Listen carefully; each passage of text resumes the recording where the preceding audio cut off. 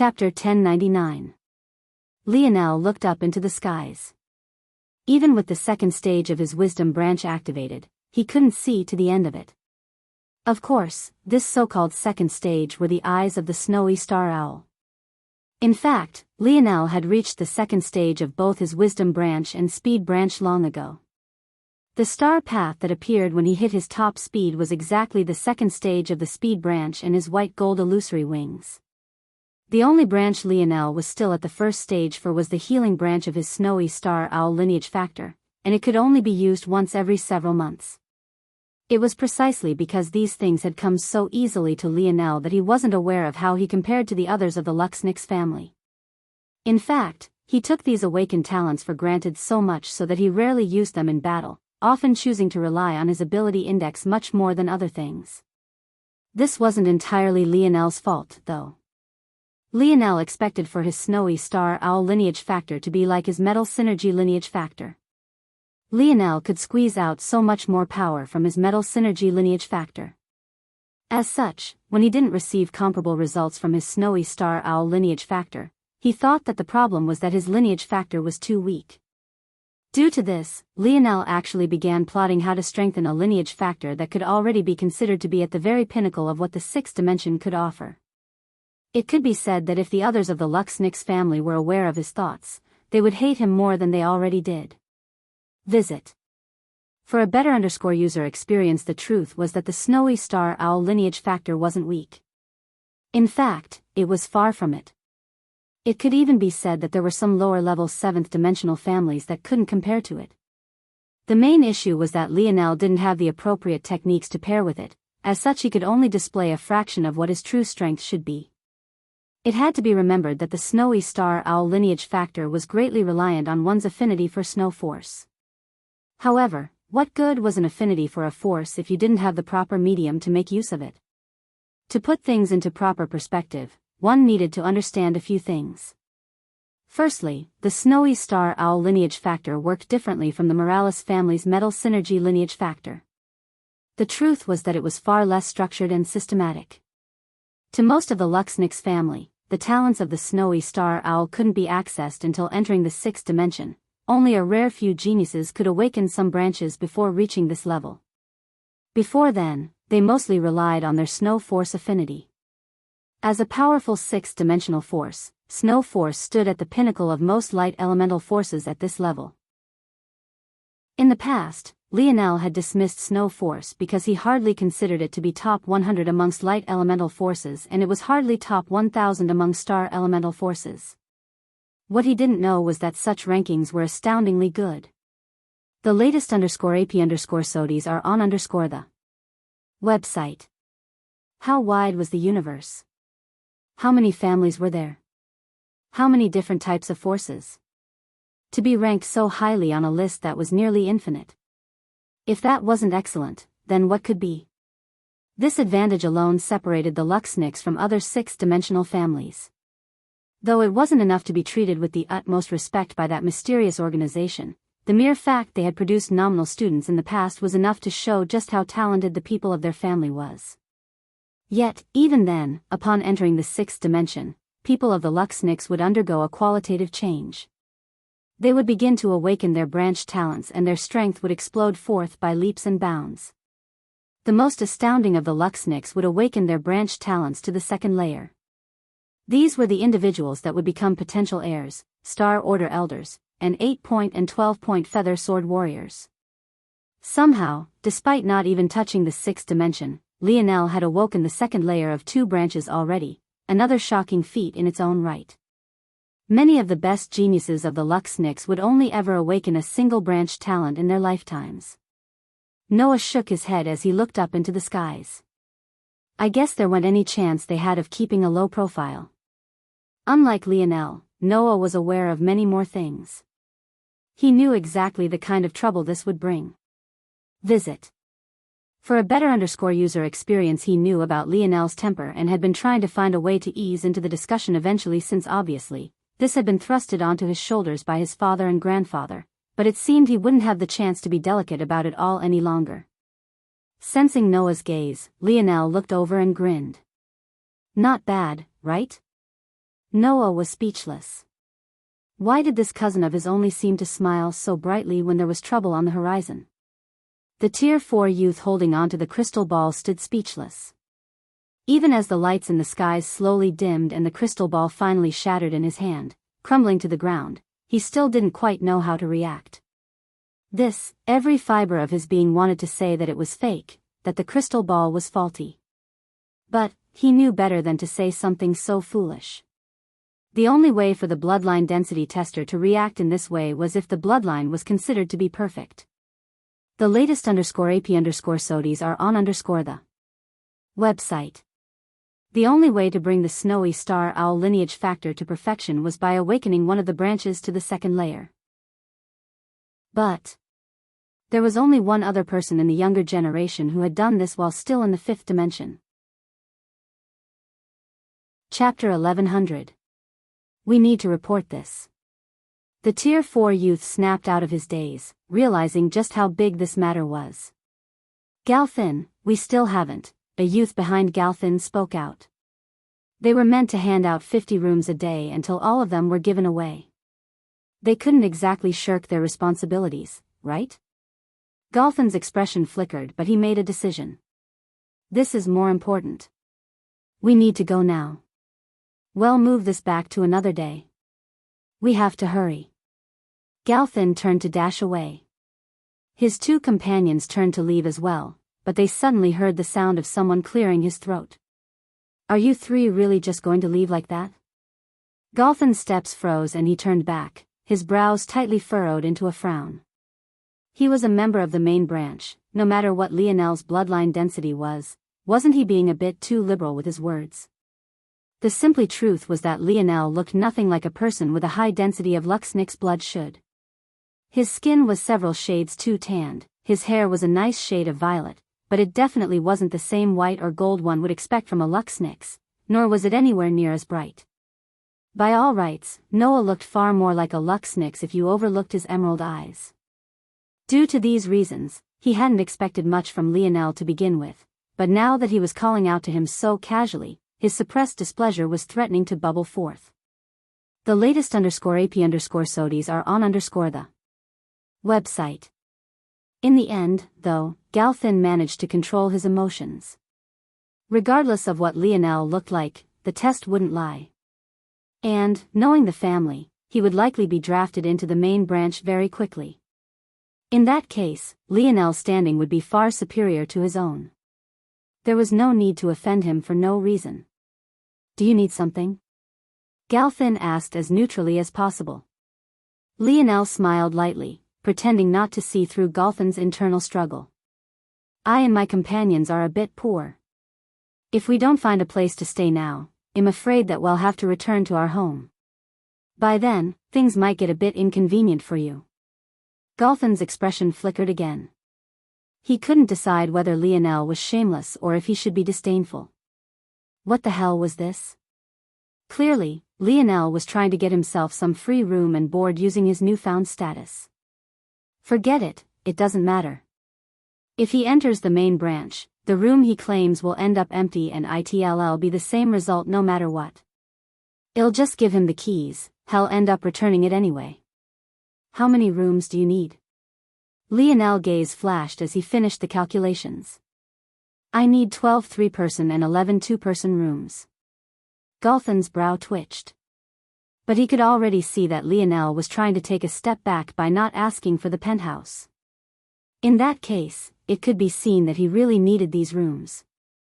All right, here. Galfin tossed a spatial ring over. As for everyone else, please come back tomorrow. Visit. For a better user experience without waiting to hear the cries of discontent, Galfin scurried away, leaving Lionel with a smile on his face. Lionel's gaze flickered when he noticed that Raya had appeared before him. Without hiding the curiosity in her gaze, she looked him up and down as though trying to understand something. You two are related? She asked. Lionel tilted his head. He's my cousin. Raya's gaze lit with curiosity. For two young men related to one another to have such high bloodline densities, it most definitely wasn't a coincidence. It was more likely than not that both were tied to the same scandal. At that moment, everyone from Earth surrounded Lionel and Noah again, their expressions beaming as they hoisted the two into the air. Or rather, tried to. "What the hell, Cap? Why are you so heavy?" Lionel laughed. His weight didn't bother him in the slightest, he didn't even feel that it slowed his agility or speed at all. However, the same couldn't be said for others. In the end, they hoisted Noah up beneath his protest and kicked Lionel to the side entirely. Raya watched on with a curious light in her eye. Who were these people exactly? They seemed quite close. Visit.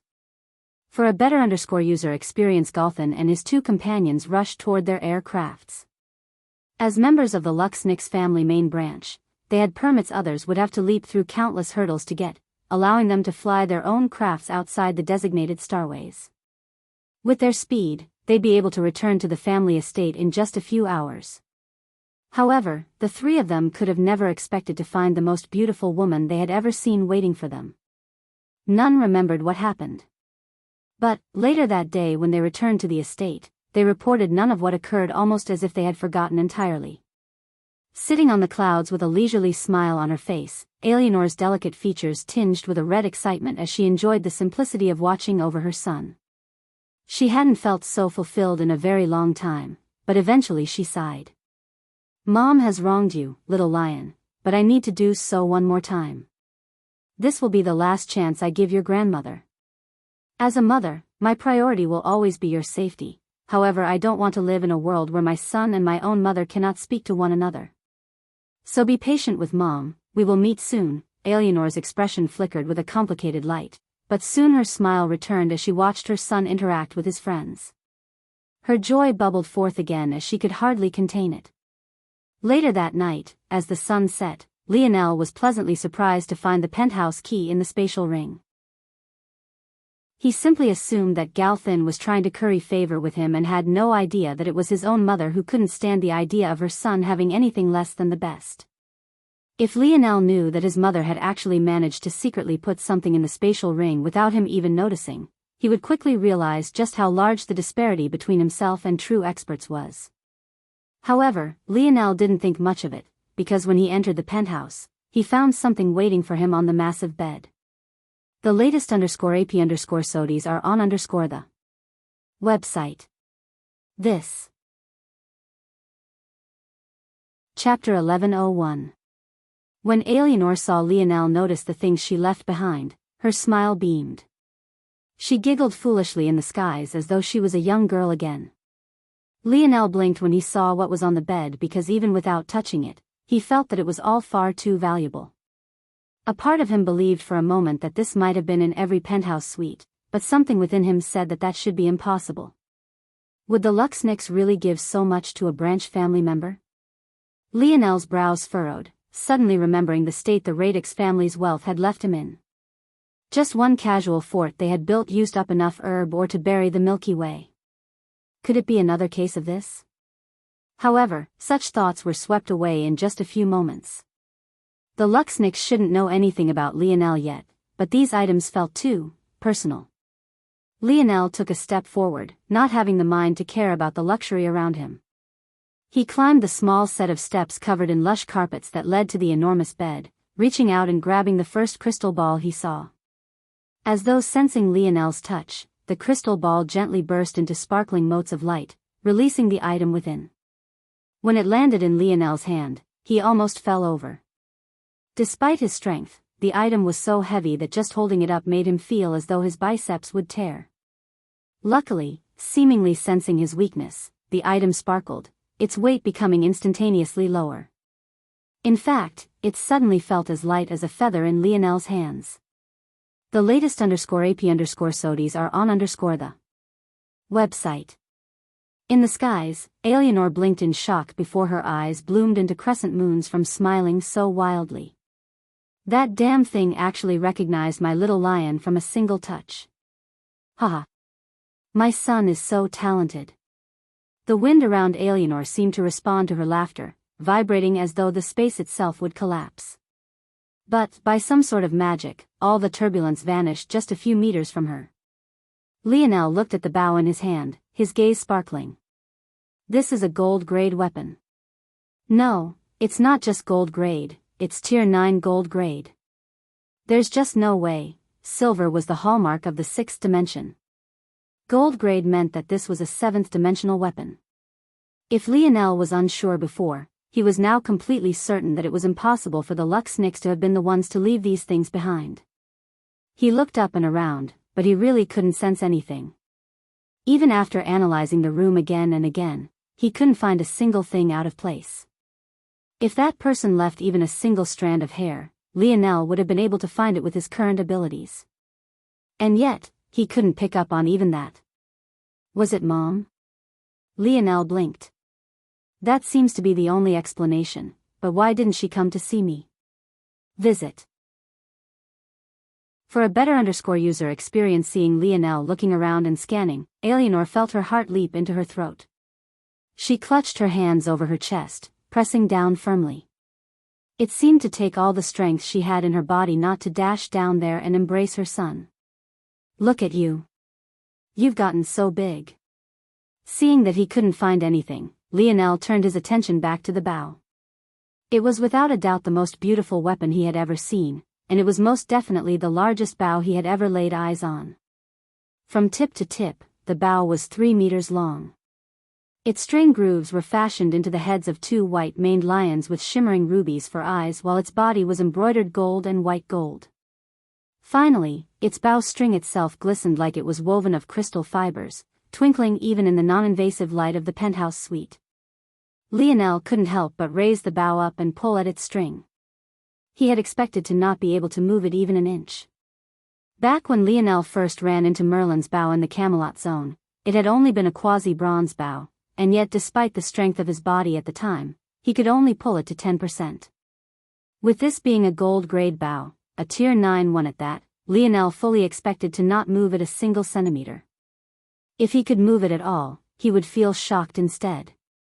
The latest _AP_SODIs are on the website. And yet, to his surprise, not only did he move the bowstring, before he even realized what was happening, he had pulled it to 100%.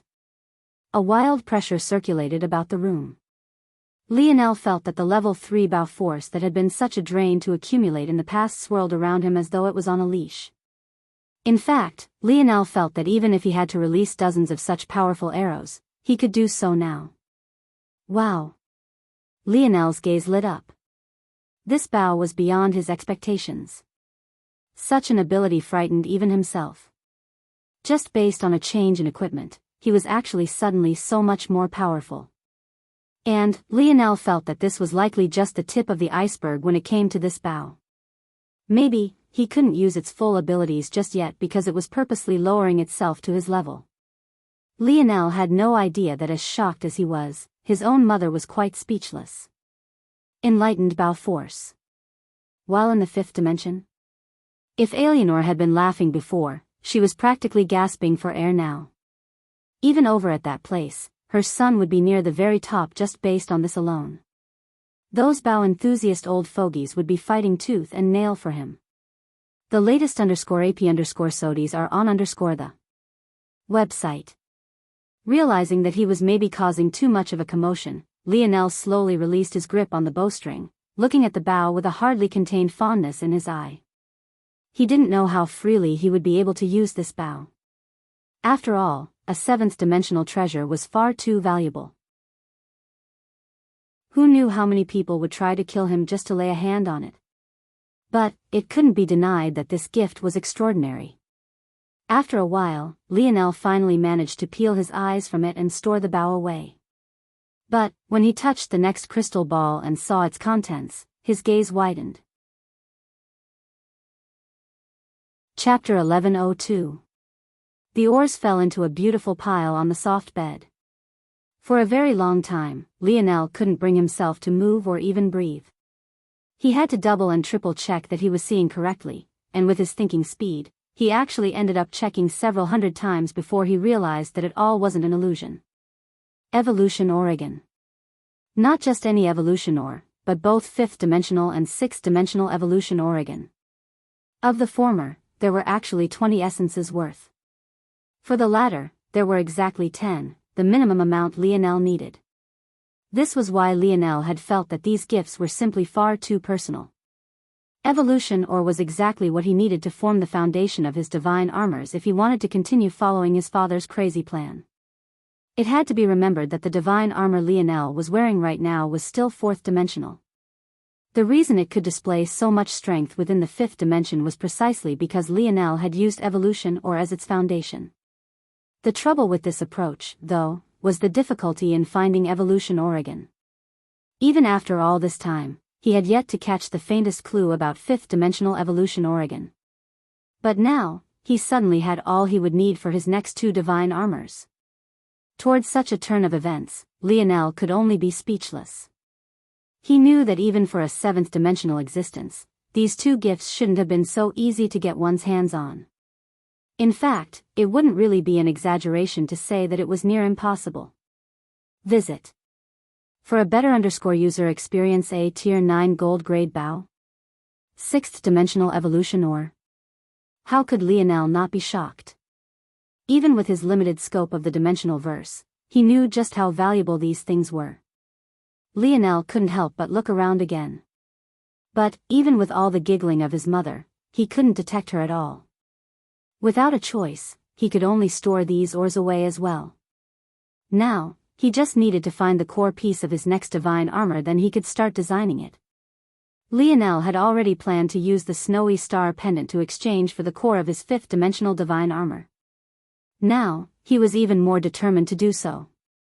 Lionel moved on to the next crystal ball, but this time he braced himself. If he got shocked to the point of silence every time, he might very well be here forever. The next crystal ball burst into motes of light and crystals, revealing a delicately embroidered pouch. It alternated in deep blacks and gently glowing golds. When Lionel opened it up, he found that it was actually a spatial treasure. Within it, he not only found billions of purple coins, there were even billions of kilograms of 6th-dimensional herb ore and millions of kilograms of 7th-dimensional herb ore. Again visit.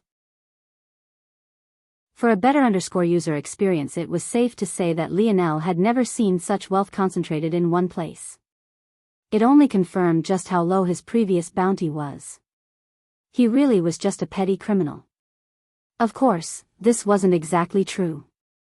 Tier 4 fugitives don't just fall out of thin air.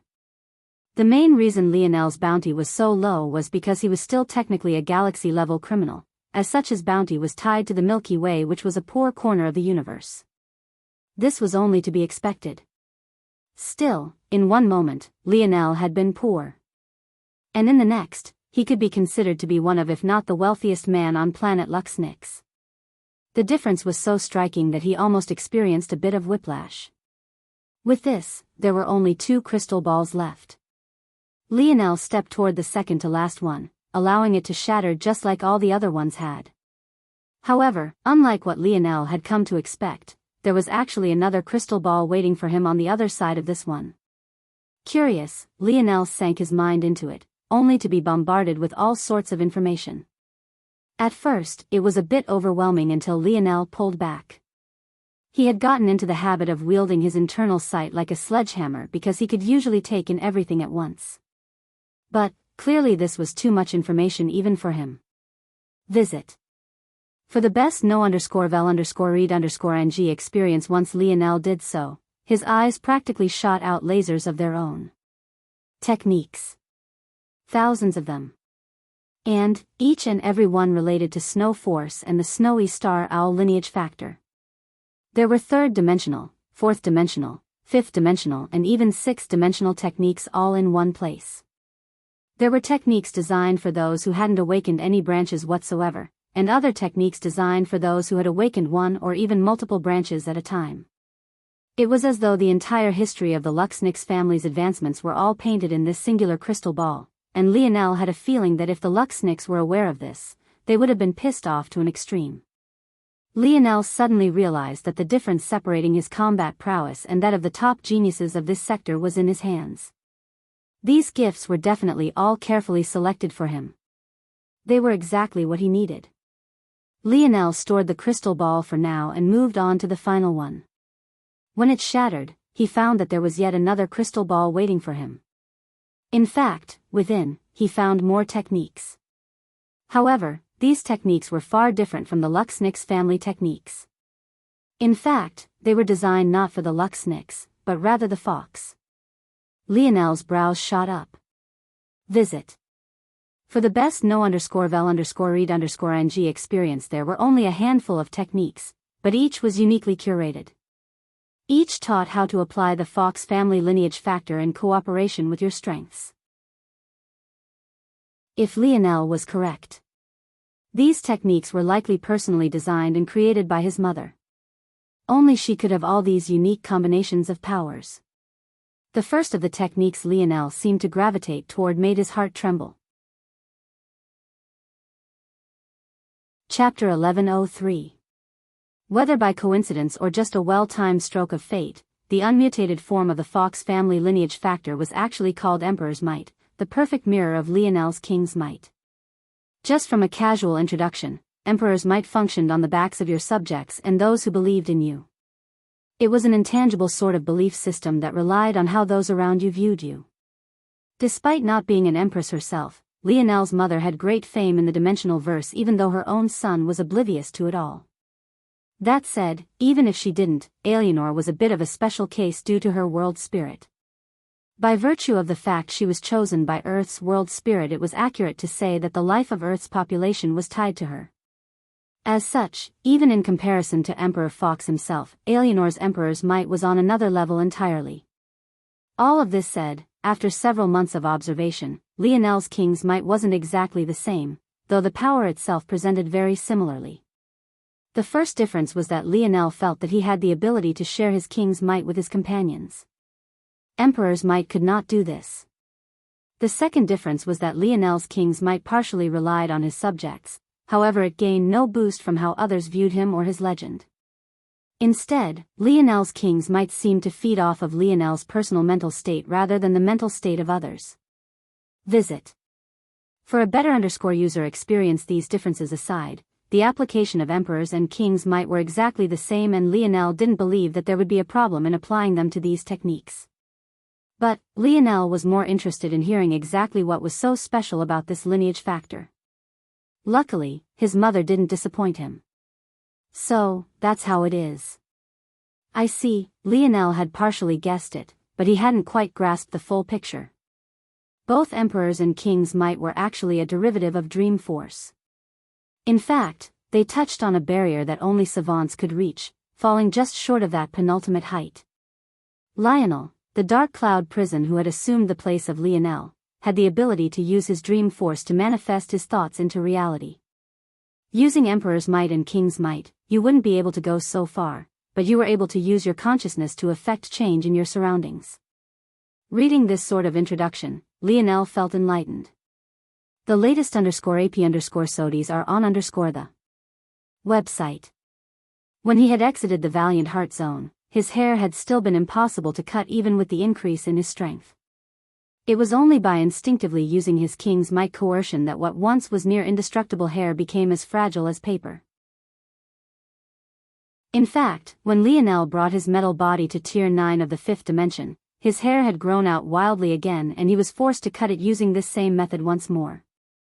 Lionel never really thought much of it before, but this explanation made so many things click into place.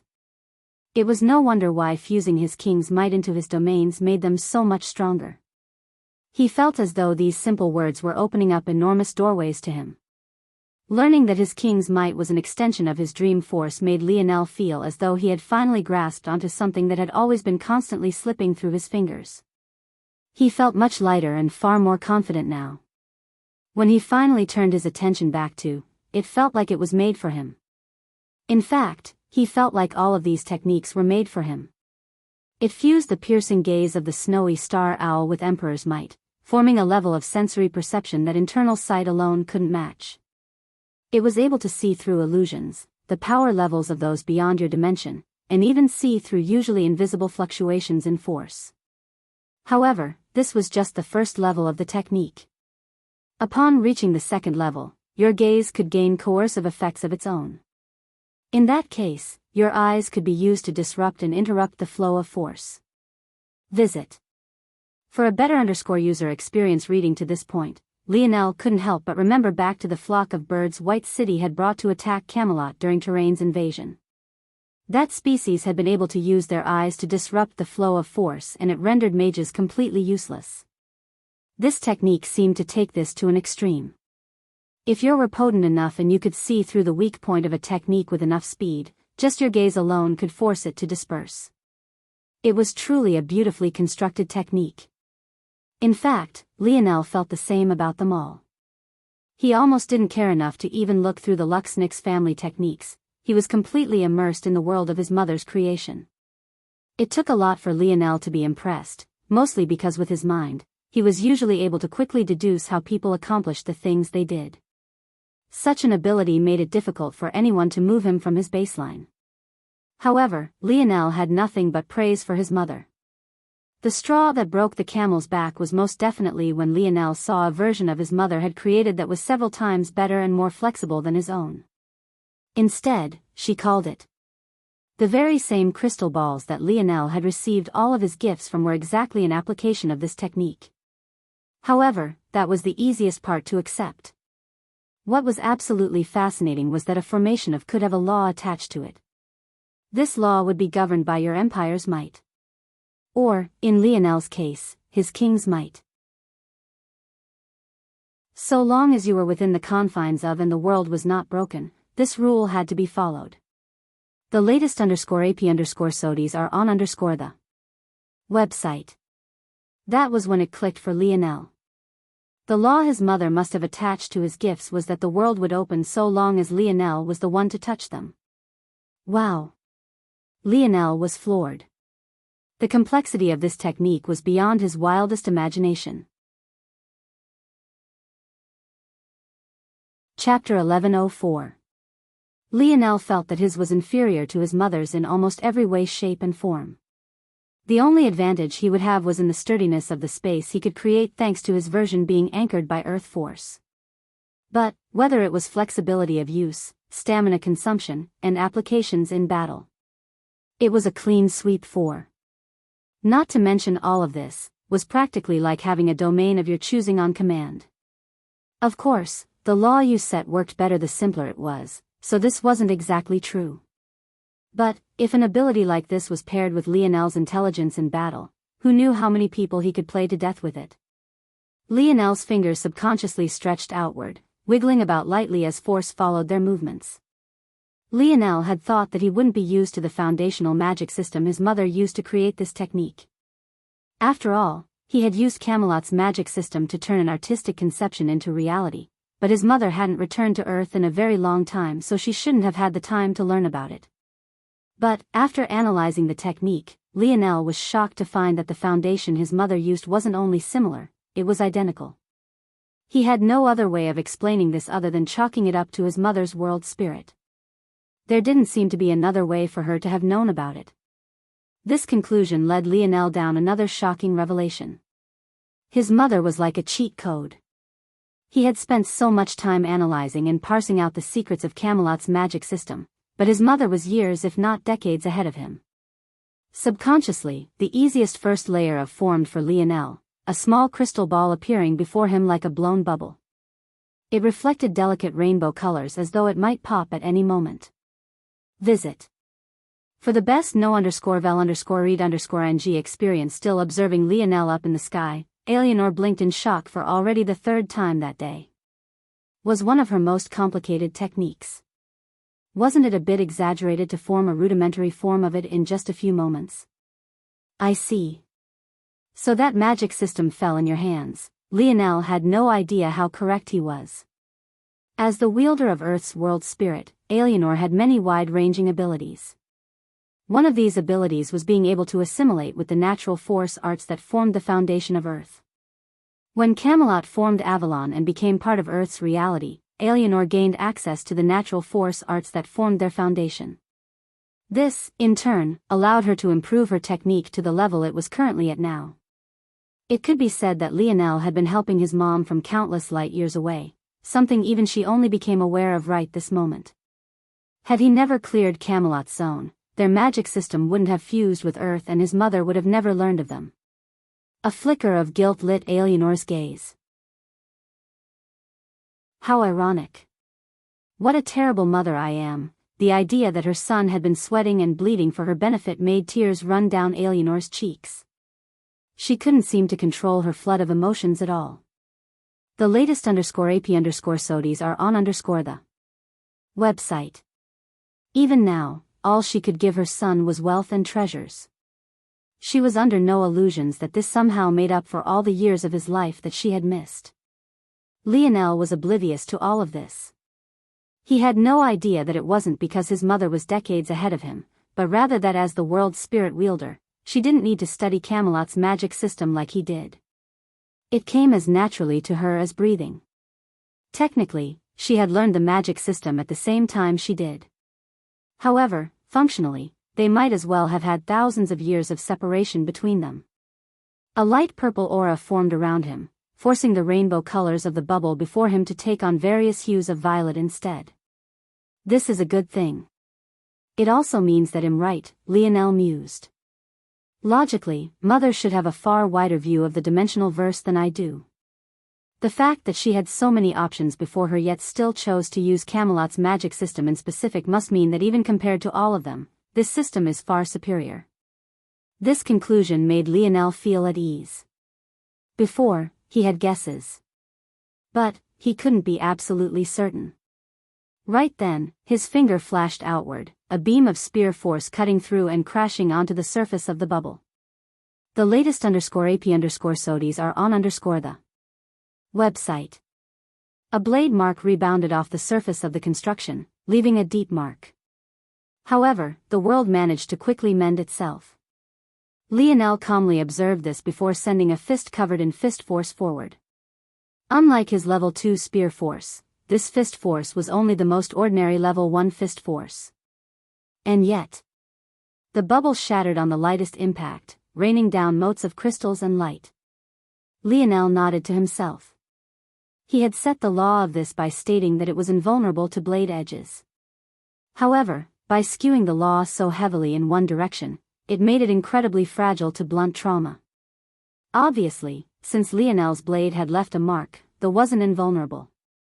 So, his law wasn't the end-all, be-all, at least not with his current proficiency. However, Lionel still felt that such a thing was endlessly useful in combat. If I can use my mother's research to improve just what would the result be? Lionel's mind worked in overdrive, but he felt like his king's might was missing something. His attention turned back to his mother's techniques before he found exactly what had forced his dreamscape to spark. Visit. For the best no_vel_read_ing experience. Chapter 1105 was clearly a play on Emperor's Might, as far as Lionel could tell. But, its use was far more than just that. In fact, it was quite fascinating. This technique was a method of Emperor's Might manipulation. As things stood now, under normal circumstances, Emperor's Might was like a sledgehammer. In its base form, both Alianor and Lionel could use it like a flood, trying to drown people out with it. However, just because it could be done, didn't mean that this was the most efficient way of doing so. Combined Emperor's Might with concepts of visualizations and artistic conception. In fact, if Lionel was correct, him taking time to comprehend could actually go a long way in helping him master the fifth dimensional layer of. It had to be remembered that it was Lionel's shallow understanding of the fifth dimensional layer of that led him down a path of using artistic conception to create mage arts. The fifth dimension was all about elevating the mind to release the shackles the body might harbor. This symbiotic relationship between mind and body was incredibly important. As such, using and mastering it would actually give Lionel a path toward increasing the speed of his improvement through the fifth dimension. Right now, Lionel's king's might was nothing more than a formless fog. Whenever he made use of it, it would permeate his general surroundings before eventually sinking into whatever target he had set it on. The trouble with this approach was that it wasn't only a waste of energy, but it was also slow and not nearly as potent as it could be. Visit. For the best no_vel_read_ing experience, the solution to this seemed quite simple. Since Lionel had such high dream force affinity, and he now knew that his king's might was a derivative of it, why not simply take control of this fog and change its form? Of course, he could do this, and this would likely help mitigate the slowing and wastage of his king's might. However, that was all. It was a mere surface solution to it all. It was only after reading through that Lionel came to understand why it was he was so lacking in his use of his lineage factor. He was only at the first tier of the fifth dimension. He had yet to properly refine his mental state. In his current condition, his mind was like a wild and untamable beast that acted as it pleased. Lionel was under the illusion that he controlled himself, but just how much of his actions were based on his innate disposition? How much of himself was he controlling? And how much was decided at birth by an arrangement of his genes? It was quite the profound question. Why was it that some people endlessly procrastinated while others always seemed to be working? Was it really something as intangible as will? Or was it just a natural disposition? Or maybe will itself was decided by one's innate disposition? Remove the guesswork from all of this. So long as Lionel practiced it properly, he would be able to rein in his mind to a certain extent. And, by attaching an artistic conception to his king's might, it too would become several times more powerful. Visit. For the best no_vel_read_ing experience once he managed to do that, the laws he set for, or whatever upgraded version of his that he formed would be exponentially more potent. Each level has a corresponding force art attached to it.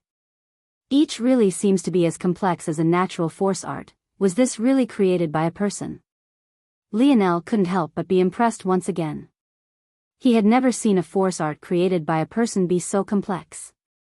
Whether it was his auspicious aura force art or Camelot's magic system force art, both were exceedingly complicated. However, these force arts fell somewhere between the two in complexity, with Camelot's being by far the most complex. Was split into 9 levels with 3 major dividing lines. Despite being called, this name was actually more of a placeholder to convey the foundation of the technique secrets. In reality, the artistic conception used was up to the user. This also allowed one the flexibility to improve upon in the future. Lionel wouldn't be surprised if his mother used the artistic conception of a dragon to give her emperor's might form. However, Lionel wouldn't even know where to start if he chose that path. He had never seen a dragon nor seen the depiction of one. Though he had read and seen a lot of them in fiction back in his younger years, that wasn't nearly enough. Wait. Do dragons actually exist? Lionel's brow furrowed before he shook his head. That hardly mattered right now. What he needed was a proper artistic conception, one that was both easy to observe and easy to scale. With Lionel's thinking speed, he immediately thought of several possibilities. Visit. For the best no_vel_read_ing experience, the first was Little Blackstar. Though the little guy seemed quite adorable and unassuming, he was both a shadow sovereign and now an heir to the void beasts, a creature that even Lionel's own father deemed it important to leave a message behind about. It might even be the case that void beasts were far more powerful than dragons, if dragons even existed, that is. The second choice was to choose something far more abstract, like a disaster world. So long as Lionel kept visiting disaster worlds of similar elements, he would also be able to continuously upgrade the artistic conception of his king's might. In addition, he would likewise be able to improve his universal cycles. It was like killing 2 birds with 1 stone. Both of these ideas felt excellent, but for some reason they left an uncomfortable feeling in Lionel's gut. He could somehow tell that if he really took this path, his king's might wouldn't like it, but he couldn't quite understand why. Until it all clicked. The difference between Emperor's might and King's might was that while the former gathered strength from outside influences, the latter gathered strength from yourself. Lionel suddenly felt a throbbing above his right hip and he subconsciously reached a hand downward. A searing heat threatened to torch everything in the room, but for some reason Lionel felt exceedingly comfortable. Visit. For a better user experience in that moment, he felt like he knew exactly what he had to do. Chapter 1106. The poolside was quite lively. The past 3 days had been spent in complete leisure as the youths of Earth basked in luxury. None of them had realized just how much of a toll the war had taken on them until this moment. What was shocking to many of them, though, was that they hadn't been bothered at all. In fact, it didn't seem like anyone else was moving into their hotel either. It was as though the entire building had been locked down for their sakes. In the end, they could only brush it off and chalk it up to Noah and Lionel's performances. Maybe the Luxniks were still trying to figure out how to bring the two into their fold and as such made some concessions on the front end. Either way, the group had access to as much food and entertainment as they wanted. It truly felt like they were on vacation. That day, as the high sun began to calm a bit, a few dozen of them sat by the poolside. Gil, practically grinning ear to ear, had an arm wrapped around two ravishing beauties he seemed to be whispering sweet nothings to. The two would often roll their eyes and giggle, but so long as Gil didn't get too handsy, they let him do as he pleased. For Gil, this was enough for him to be on cloud 9. Just a few days ago, he could only stare at beauties through a windowpane. But now, he could actually enjoy the touch of such slim waists with a single pinch. This was truly heaven. Ladies, you really should give me a chance. I might be fast, but I still know how to finish last. How could I call myself a gentleman without allowing two beauties to go ahead of me? Gil's gaze twinkled, his eyes sparking with crimson streaks of lightning as though to remind the two of his speedster status. The two women covered their mouths and laughed, but they gave Gil their usual non-answer. Your pickup lines are lame. Franco called over from the deep end of the pool. Gil snorted. Don't open that big mouth of yours too wide, you might drown. Visit. For the best no_vel_read_ing experience, Franco sneered. I'm bigger than you in other places too, but I'll spare the beauties the shock. The two women in Gil's arms turned completely red toward Franco's frankness. Toward this, Gil could only be displeased. With a flick of his finger, Gil sent an arc of lightning toward the pool. Shit! Franco jumped, just barely getting out of the water before he was shocked. You little bastard. Franco snarled. Who are you calling little? Gil seemed to forget about the two women in his arms as he let them go to charge after Franco. Soon, their third battle of the day had erupted, leaving the two maids looking toward one another with speechless expressions. The laughter and ambience of the poolside didn't fade as the two fought. In fact, it only seemed to become livelier. Some even began to place bets on who would win this time. To the side, Noah sat in silence. By some miracle, he had been convinced to wear a pair of swimming shorts and his bold, refined chest was displayed for all to see. With how defined his muscles were, it would be difficult to pick a winner between him, Lionel and Alan. Though, as usual, Alan was wearing overly baggy clothing even by the poolside. Is there a problem with Lionel? Jessica, who was wearing quite a conservative one-piece swimsuit, tried to strike up a conversation with Noah once again. Somehow, though, every time Noah looked toward her, he would look away just as quickly as though he was seeing something frightening. Visit. For a better user experience, it was only after Jessica wrapped a shawl around her waist and partially covered her long, slender legs that Noah finally seemed to become normal again. No. I think he should be fine. Thinking back to what Noah had found on his bed 3 days ago, he assumed that Lionel must have received something as well. He was probably enthralled by it all. Cap. As though on cue, Lionel opened the side doors of the hotel to find himself by the poolside as well.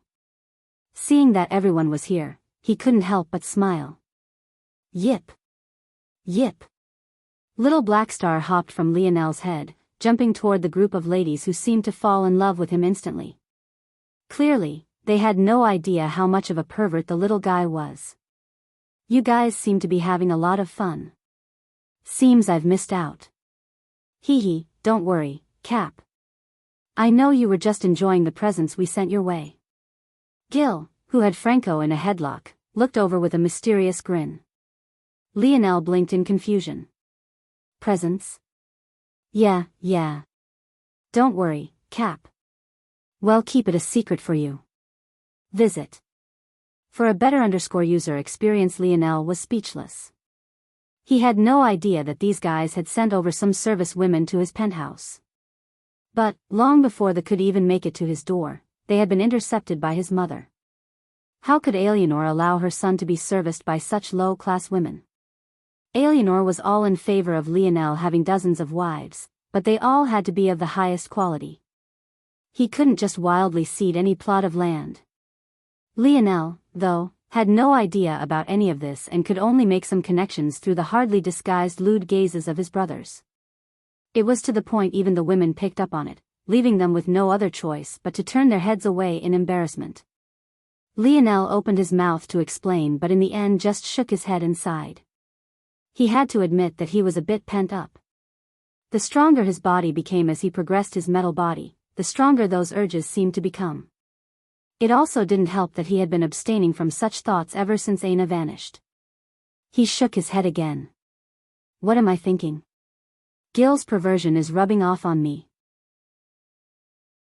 Still, who knows, with how big the event these 3 planets are planning seems, maybe Aina will be here too. Lionel was filled with a complicated emotion. How would he face Aina when he met her? He didn't like the idea of apologizing because he didn't feel like he had done anything wrong. Or, at the very least, he felt that they had wronged each other. Forget it, maybe as a man it was his duty to suffer a loss in this case. Who cared who was right or wrong as long as they could be together again? Wait, that was wrong too. If they approached things like that, the festering wounds that led to their separation in the first place would only grow, then they'd probably end up separated again. Lionel felt a headache coming on. At that moment, several strong auras suddenly converged on their hotel's poolside. The latest _AP_SODIs are on the website. Lionel looked up to see several youths making their way forward. All of them had a single thing in common: they shared the Luxnix bloodline. Chapter 1107. Lionel calmly observed these approaching figures. There weren't many of them, and it also wasn't clear what their purpose was at a single glance. However, Lionel had some guesses. The peace could only last for so long. Their group had not only somehow monopolized an entire hotel and its amenities for themselves, but they hadn't even had to fight for it like the others had. Such branch family members wouldn't dare to find trouble with the main Luxnix family, so the next best option was to attack the root of their dissatisfaction to begin with. At first, they were apprehensive. After all, some lingering rumors about what must have happened 3 days ago had circulated. Many thought that it wouldn't be long until members of the main branch came to usher Lionel and Noah in. If they made a move before that, wouldn't they be shooting themselves in the foot? But, after 3 days of no movement, not to mention a few more rooms being claimed through competition, the other branch family geniuses seemed to realize that the Luxnix didn't have the intention of coming for Lionel and Noah now. Logically, it should only take an expert of the Luxnix a few hours at most to come here using a flying craft. If they used a teleportation formation, it would at most take a few minutes. 3 days was definitely too long even if potential delaying factors were taken into consideration. The fact that the Luxnix hadn't come more than likely meant that they were still waiting for Lionel and Noah to prove themselves. These branch family members had no way of knowing what the strength gauge for main branch members were. They only knew that Lionel and Noah were better than they were, but they didn't have a frame of reference for the main branch. This, along with the fact the matters of that day were only being spread by vague recollections, made solid deductions even more difficult. Visit. For the best no_vel_read_ng experience in the end, the other branch geniuses found themselves to be greatly dissatisfied.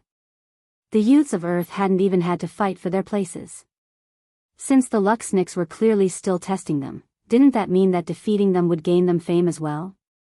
At the helm, 3 youths with gazes that practically spit fire led the group.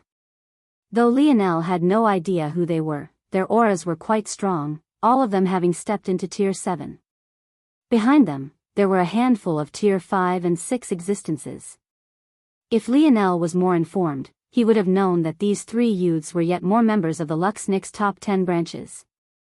This time, rather than the 10th and 12th ranked, it was the 8th, 7th and 5th.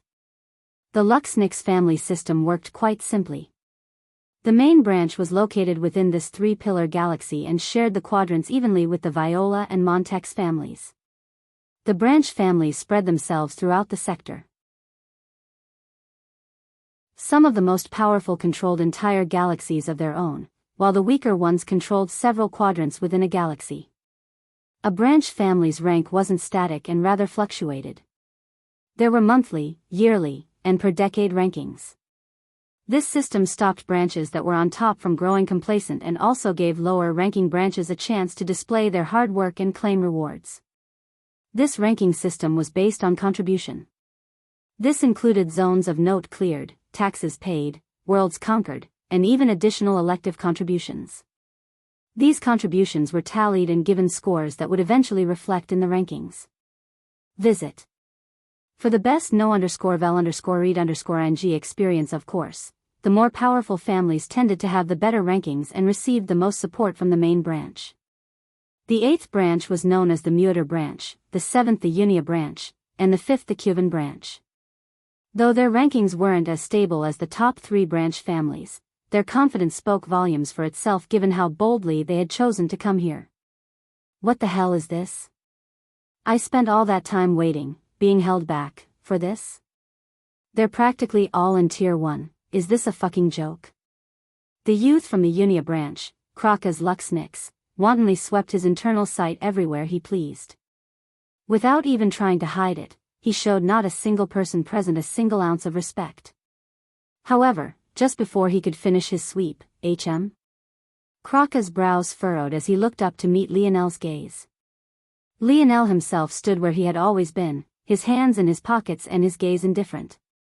The latest _AP_SODIs are on the website. Kraka's lip curled into a sneer. He had been holding back before, but since this brat wanted to play. Without an ounce of hesitation, Kraka's unleashed his internal sight in full force, already imagining the sight of Lionel's internal sight shattering into shards of glass. Even though this would only leave the latter a bit dizzy for a few moments, he was already feeling a sick satisfaction from it. Great affinity with snow force, even without awakening the wisdom branch, made the internal sight of the Luxnix sturdier than most others. It had to be remembered the one had to take normal force to convert into soul force. With soul force, one could project one's internal sight. However, some forces were far better in conversion than others were.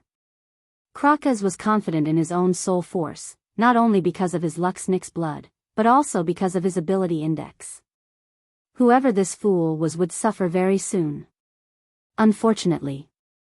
Just as quickly as Kraka's sneered, he found his expression warping in the next moment. Lionel's internal sight was like a thick, impenetrable fortress. Kraka's could feel his own crumbling just after ramming into it. No, it wasn't crumbling, it felt as though just touching Lionel's internal sight made his slowly erode. The latest _AP_SODIs are on the website. Right when Kraka's panicked and wanted to pull back, the form of Lionel's internal sight suddenly changed. From a fortress, it became numerous spiked ramrods, pushing forward with an air of lethality. Kraka's shot backward to the very shock of his companions and retracted his internal sight as fast as he could. However, he was still a step slow. Kraka's body convulsed, his knees buckling as his face turned pale. He fell to the ground, his gaze somewhat vacant. Chapter 1108. From start to end, Lionel didn't move a single inch. In fact, those with weaker senses wouldn't have even been able to tell that a clash was occurring at all. It could only be said that Kraka's was too foolish. While he had snow force to strengthen his internal sight, Lionel had already awakened his wisdom branch to the second layer and his mind already had the boundaries and sturdiness of an individual at the quasi-6-dimensional level. This had been the case long before he ever stepped into the 4th dimension, let alone now that he was in the 5th. As though that wasn't enough to widen the gap, Kraka's used regular soul force while Lionel used the purest form of soul force, dream force. With this disparity, even if Lionel only crudely controlled his internal sight, he would have still been able to crush Kraka's. But, after being given the Luxnix library of techniques, Lionel had touched upon an entirely new level of internal sight control. The breadth of techniques the Luxniks had in this regard were impossibly numerous. Just now, Lionel had only used the most basic of third-dimensional internal sight manipulation techniques, and yet the difference was actually so striking. Of course, there was one other reason why the difference was so drastic, a reason related to the corrosive attack Crocus felt true fear for. It could only be said that Crocus had shot himself in the foot. Crocus. Visit. For the best no_vel_read_ng experience, the members of the Unia branch that had followed rushed after Crocus to help him up. The latter was still in a daze, but his cloudy eyes began to slowly sharpen, only for it to flash with a hint of seriousness and fear. He felt that if Lionel had insisted on pursuing him in that moment, his outcome wouldn't have been as simple as a spout of dizziness for a small while. He almost felt as though his mind could have been destroyed. Of course, Crocus doubted that Lionel could really accomplish it. This wasn't because he was looking down on Lionel. He had already learned a lesson against that just now in the harshest way possible. The main issue was that internal sight that had been retracted into the mind couldn't be so easily messed with. In fact, trying to do so would have put Lionel in danger instead. The leading youth of the Mueter and Cuban branches looked back toward Crocus with equally serious expressions. They had been paying attention to what happened just now.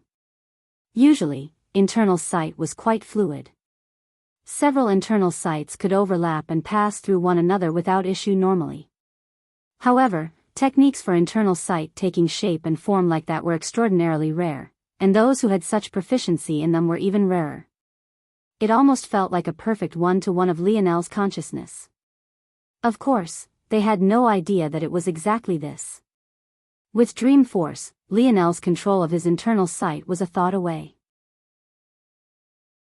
After all, Dream Force was the embodiment of consciousness. So you were a specialist of the Wisdom branch.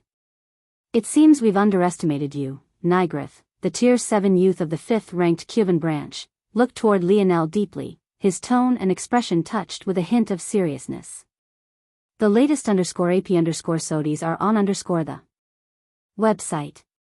The Wisdom branch was probably the most respected of the Snowy Star Owl's 3 main talent branches. The Luxniks had a saying that it was from wisdom that all other things sprout. Those who specialized in the Wisdom branch had statuses that were a margin higher than those who were of the Speed or Healing branch. However, that was all. This wasn't enough for these youths to back down. It had only taught them that they shouldn't get into a war of internal sight with Lionel. Seeing that they had come to such a conclusion, Lionel didn't bother to correct them.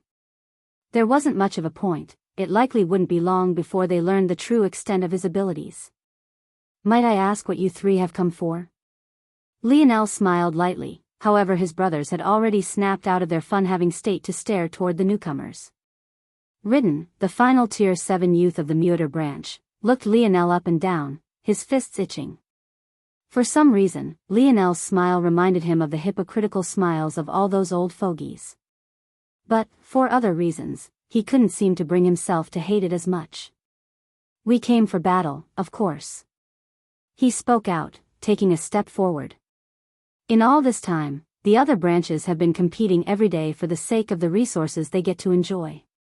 Your hotel still has 100% of its maid servants, amenities, and food. Yet, you're the only group that has yet to fight a single battle. It seemed that the competition didn't stop at claiming rooms. After this, it became a contest of the hotels and a fight for resources. Visit. For the best no_vel_read_ng experience, I see. Lionel nodded. So you want our resources? Aside from the obvious, why's that? Lionel calmly observed the group before him. Ridden's sneer deepened. None of us know when the competition will begin. Isn't it only right that we try to gather up as many resources as we can to improve in what time we have left? If we can sharpen our skills against good sparring partners, wouldn't that be even better? Lionel nodded. That did, indeed, make sense. He had hoped to learn more about this competition, but he guessed that this much was already enough. He gazed toward everyone around him and laughed. Well, you all heard him, they want to spar for resources. I haven't eaten in quite a few days, you guys have fun. Lionel's feet glided against the grass and eventual polished stone surrounding the poolside. Under everyone's gazes, he made it to the barbecue and started fixing himself an enormous plate of food. Whether it was the youths of Earth or the branch youths, they could only stand and watch, speechless. Visit. For the best no_vel_read_ing experience before any of them had reacted, Lionel had already begun to munch on an enormous beast leg. He looked up with an innocent expression on his face. What are you all waiting for?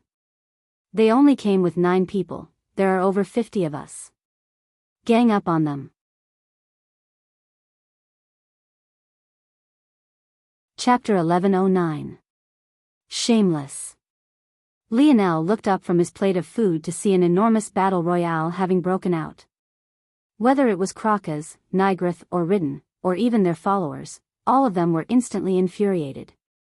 However, toward this reaction, Lionel could only shrug.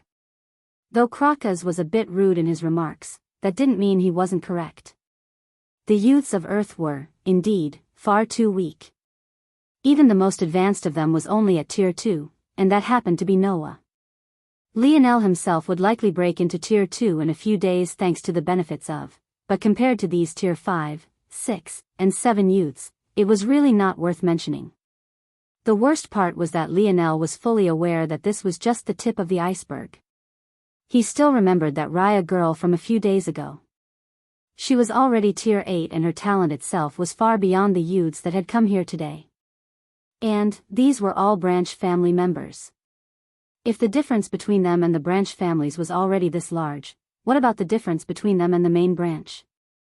What about the other 2 pillar families, the Viola and the Montex? Lionel vaguely felt that maybe bringing everyone here was a mistake, but in the end, he shook his head. What good was it if they stayed sheltered? Facing the world like this would only help them improve faster. Why am I thinking like some old man? I need to improve too.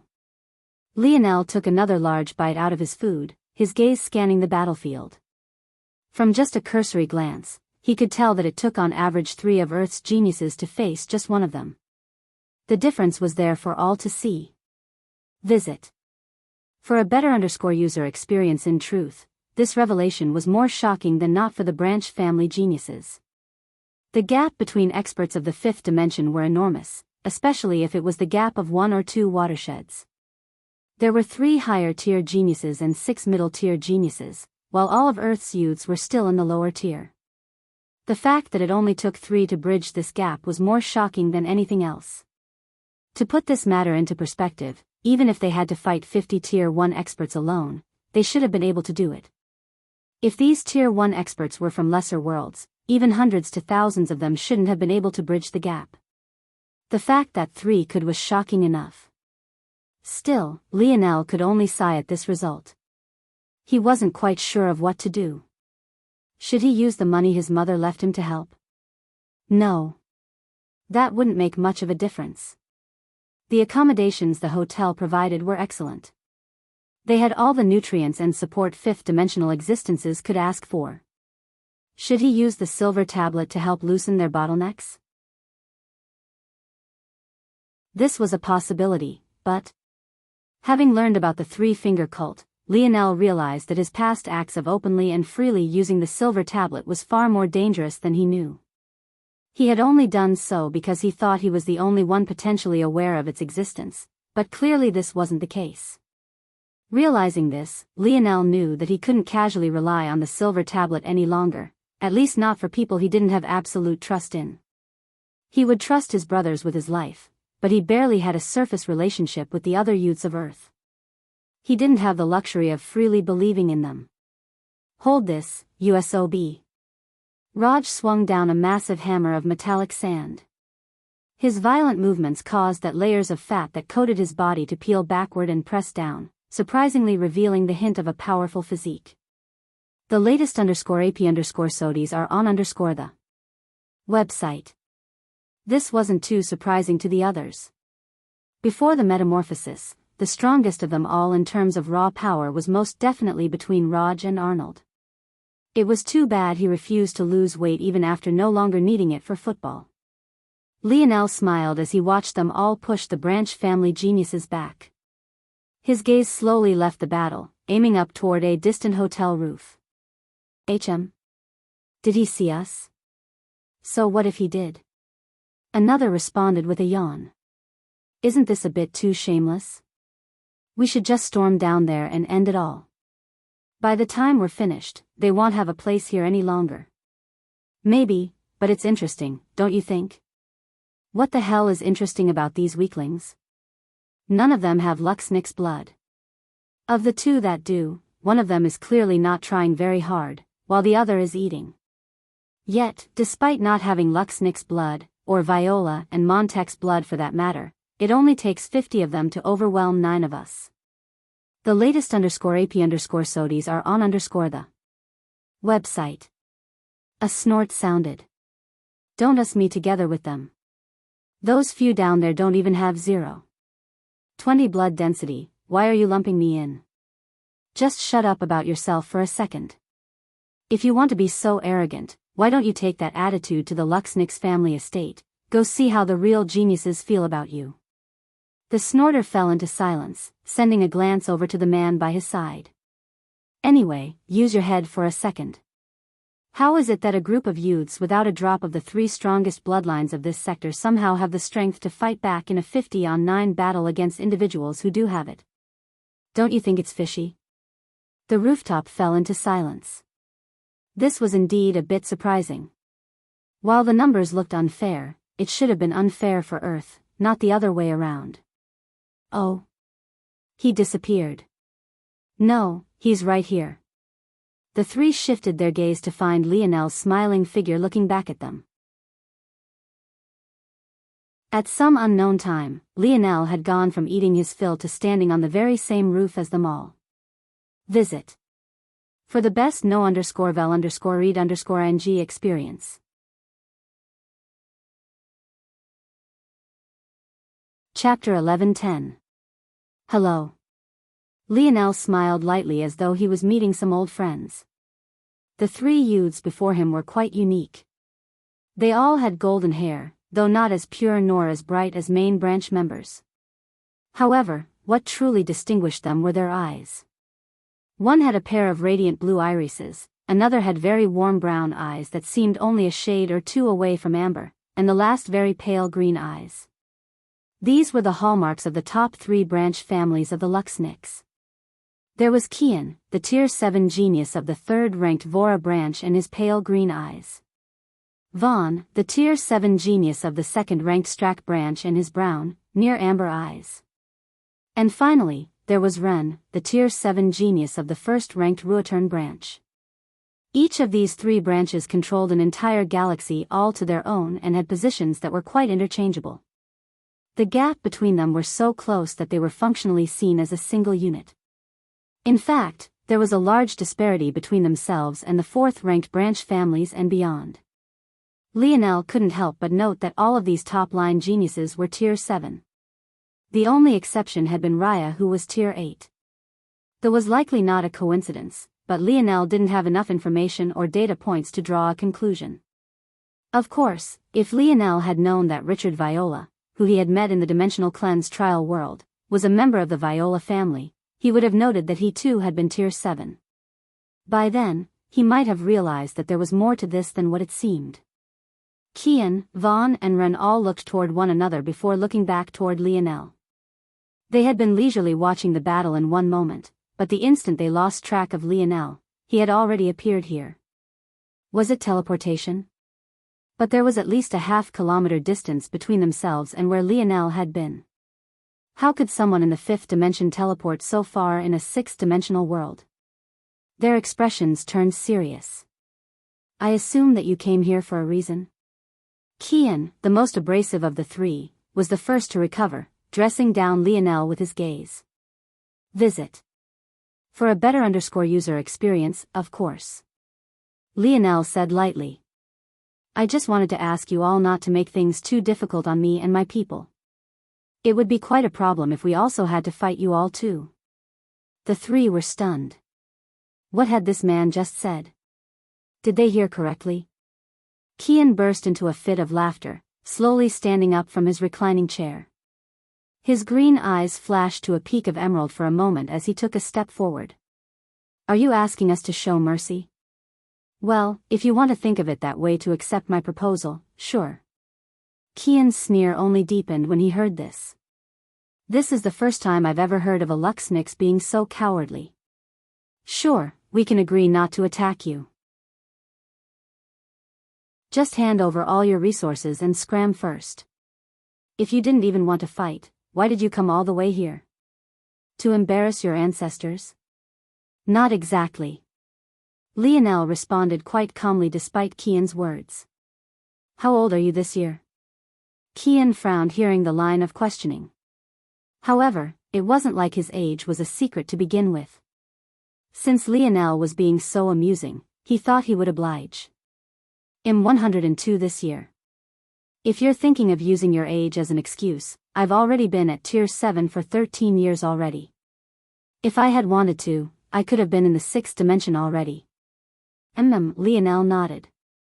Well, the oldest of them is only 23. Don't you think you should show some leeway as their senior?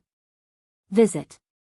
For the best no_vel_read_ng experience the pupils of the three constricted. What they didn't know was that it wasn't exactly accurate to say that they were 23. After all, many of them had only been in the dimensional verse for 4 to 5 years. On the other hand, these branch family geniuses started training when they were toddlers. It simply wasn't the same. After his initial shock, Qian's face settled back down. I don't know if you're trying to bullshit me or not, but do you take me for a fool? Where would you possibly get so many young fifth-dimensional beings from? And, even if by some small miracle you weren't lying. So what? You want me to give up my chance at a bright future because you're all so young and innocent? Even if you were a baby in a stroller, if it meant me claiming a spot among them, I'd stab a knife through your chest without hesitation. Lionel fell into silence when he heard these words. His gaze shifted from Qian to the other two. You're right. He finally said. It was a bit stupid of me to ask for such a thing. Lionel's palm flipped over and a 3-meter-long dual-bladed silver spear appeared. Let's fight, then. Within the Luxnix family estate, two familiar young men sat, enjoying the lavish lifestyle they had been living over the last several weeks. It had simply been too long since they had a chance to rest like this. Being in that place had always felt like being in a constant hellish storm. Of course, these two young men were the prim and proper Aurinik and the lazy, untidy Ganner. It wasn't much of a surprise, then, that one side of the dining table was filled with clean plates and cleanly cut pieces of meat while the other looked as though a tornado had passed through. Visit. For the best no_vel_read_ng experience, however, at that moment, both young men froze in unison, their gazes turning somewhat vacant as though they were listening intently to something. Young sirs. Aurinik and Ganner were currently being entertained by the geniuses of the Luxnix family. Though Miguel wasn't present, the only 3 youths of this generation to surpass 0.50 bloodline density were. The one who spoke was the youngest and shortest of them. Unlike most of the Luxnix, he had also cut his bright golden hair short, with much of the sides of his head being completely hairless. He was Siller Luxnix, the preeminent genius of the Luxnix main branch's speed arm. When the two recovered their sharpness, Ganner completely ignored the question and went back to eating, but Aurinik smiled lightly and explained. We've received word that the first round of the selection event will begin in a month's time. Oh. Siller's gaze brightened. He looked like he was still a child in his early teens, but the truth was that he was well into his 30s already. Achim, the second of the 3 geniuses, spoke. He was none other than Eloquin, the preeminent genius of the Luxnix main branch's wisdom arm. He seemed to carry the sharp eyes and slick tongue one would expect from such a person, and he was the tallest of the 3. It seems that it's about time we invite those of the branch families who passed to the family estate. The latest _AP_SODIs are on the website. Chapter 11:11. Lionel's blade flashed, his bronze runes blazing to life as a silver armor covered him from head to toe. The pupils of the three constricted. They could tell that this wasn't an armor Lionel summoned, it was rather one that was perfectly integrated with his body. The first possibility was that he had constructed this armor out of exceptionally rare materials that could be fused with organic material. The second possibility was that this was a second lineage factor. Regardless of which the truth was, the objective reality was one thing: Lionel was powerful. Very powerful. As though to agree with their speculation, a strong spatial domain suddenly descended. The three youths felt as though it took twice the effort to move the same distance as it had in the past, forcing their expressions into an even more serious state. There was no doubt in their minds that this was an ability of this armor Lionel had just brought out. You want to fight now? Fine. Qian's expression settled down, his own force beginning to roll forward in waves. You must really think that I'm some sort of pushover. Qian's palm flipped over, revealing a glaive almost an entire meter taller than himself. Its polearm was a sleek black and its blade was a striking, venomous green. The blade itself was somewhat transparent and even seemed refined of a special sort of glass. However, the instant Qian's snow force erupted forth, it lost all its dullness and began to glow to the point its transparency vanished, leaving behind a blade that was not only almost double the size it had been originally, reaching almost 3 feet in length, but also one that shimmered as though it was made entirely of light. An uncomfortable feeling began to hang in the air. Lionel didn't need to think very much to know that this stickiness on his skin was a poison warning. However, as though he couldn't sense this strangeness at all, he shot forward, his spear drawing an elegant arc in the air. Qian sneered, his own blade swinging downward. But his pupils constricted at the result. The latest _AP_SODIs are on the website. Qian had been certain that his weapon would be beyond Lionel's. He currently had a Tier 7 bronze-grade glaive in his possession and it perfect synergized with his abilities. One would be hard-pressed to find a youth with a better weapon than himself. However, the instant they clashed, Qian realized he couldn't have been more wrong. Lionel's spear was actually of the quasi-silver grade. Qian's approach instantly changed. With a skill rarely seen, the instant their blades clashed, he pulled back, his stance shifting. His movement was so swift that it made it difficult to tell anything had happened, but Lionel himself felt as though he had just swung into a target made of cotton. Qian's glaive continued to glide backward, dispersing the strength of Lionel's blow and sweeping it to his back after a sidestep. His gaze lit with greed, but he reined it under control. Lionel might have wielded a spear, but the mechanics and design of it wasn't far from his own glaive and the length was about the same. He could easily see himself using it. And, even if he decided that it wasn't worth his time, he could easily sell it to afford to upgrade his own weapon. Since Lionel had chosen to make an enemy out of him, he didn't mind taking him for all the money he was worth. He is more skilled than anyone I've battled before. The latest _AP_SODIs are on the website. This was the thought that Lionel had almost instantaneously. Lionel had never had any formal training in the spear and much of what he knew came from himself and cobbling together the insights of the masters of the spear domain. Compared to Qian, who had clearly been wielding a glaive since he was a child, there was a bit of a gap. At least, there was a gap until he activated it. Lionel didn't hesitate, his forehead beginning to pulse with a golden light.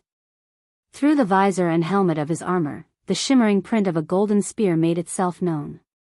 In unison, Lionel pressed forward, wild spear force suddenly erupting around him. In one moment, Qian was effortlessly gliding Lionel's force to a harmless location. In the next, Lionel's spear had flipped in his hands, a second blade cutting toward Qian's neck with a violent momentum. Qian's expression changed. Impossible. Vaughn and Ren no longer remained seated, realizing that this would be a problem instantly. Vaughn and Ren both flipped their palms to reveal 2 swords. As though by tacit agreement, they pincered Lionel in from both sides. If Lionel dared to continue his strike, he would definitely end up fatally wounded. On one side, Vaughn's swordsmanship was like a rocky avalanche, erratic and alternating between soft mudslides and harsh, rolling boulders. On the other, Ren's swordsmanship was akin to a rippling wave. A single flick of the wrist caused fluid and sudden movements. There was something decidedly beautiful about it all. Visit. For the best no_vel_read_ng experience, the differences were both reflected in the size of their sword. Ren's was barely 2 fingers wide while Vaughn's was easily 4. One used a single hand while the other insisted on 2. At that moment, though, the 3 were suddenly shrouded by an oppressive aura. Fear gripped their hearts and sweat coated their palms, nearly causing their weapons to slip from their hands. Duality. The flickering image of a small man barely 3 inches tall appeared above Lionel's head. The instant it did, Lionel's domains seemed to become like unshakable laws of the world, so ingrained into reality that they became as fundamental as gravity itself. All the strength that Qian, Vaughn, and Ren had mustered in that moment was suddenly sapped away, flooding Lionel's own body and filling him with a raging power. Qian's gaze flickered with despair as Lionel's blade reached his neck, drawing blood. The crimson droplets sprinkled to the floor, leaving the hotel roof beneath an eerie silence. More coming, visit. For a better user experience.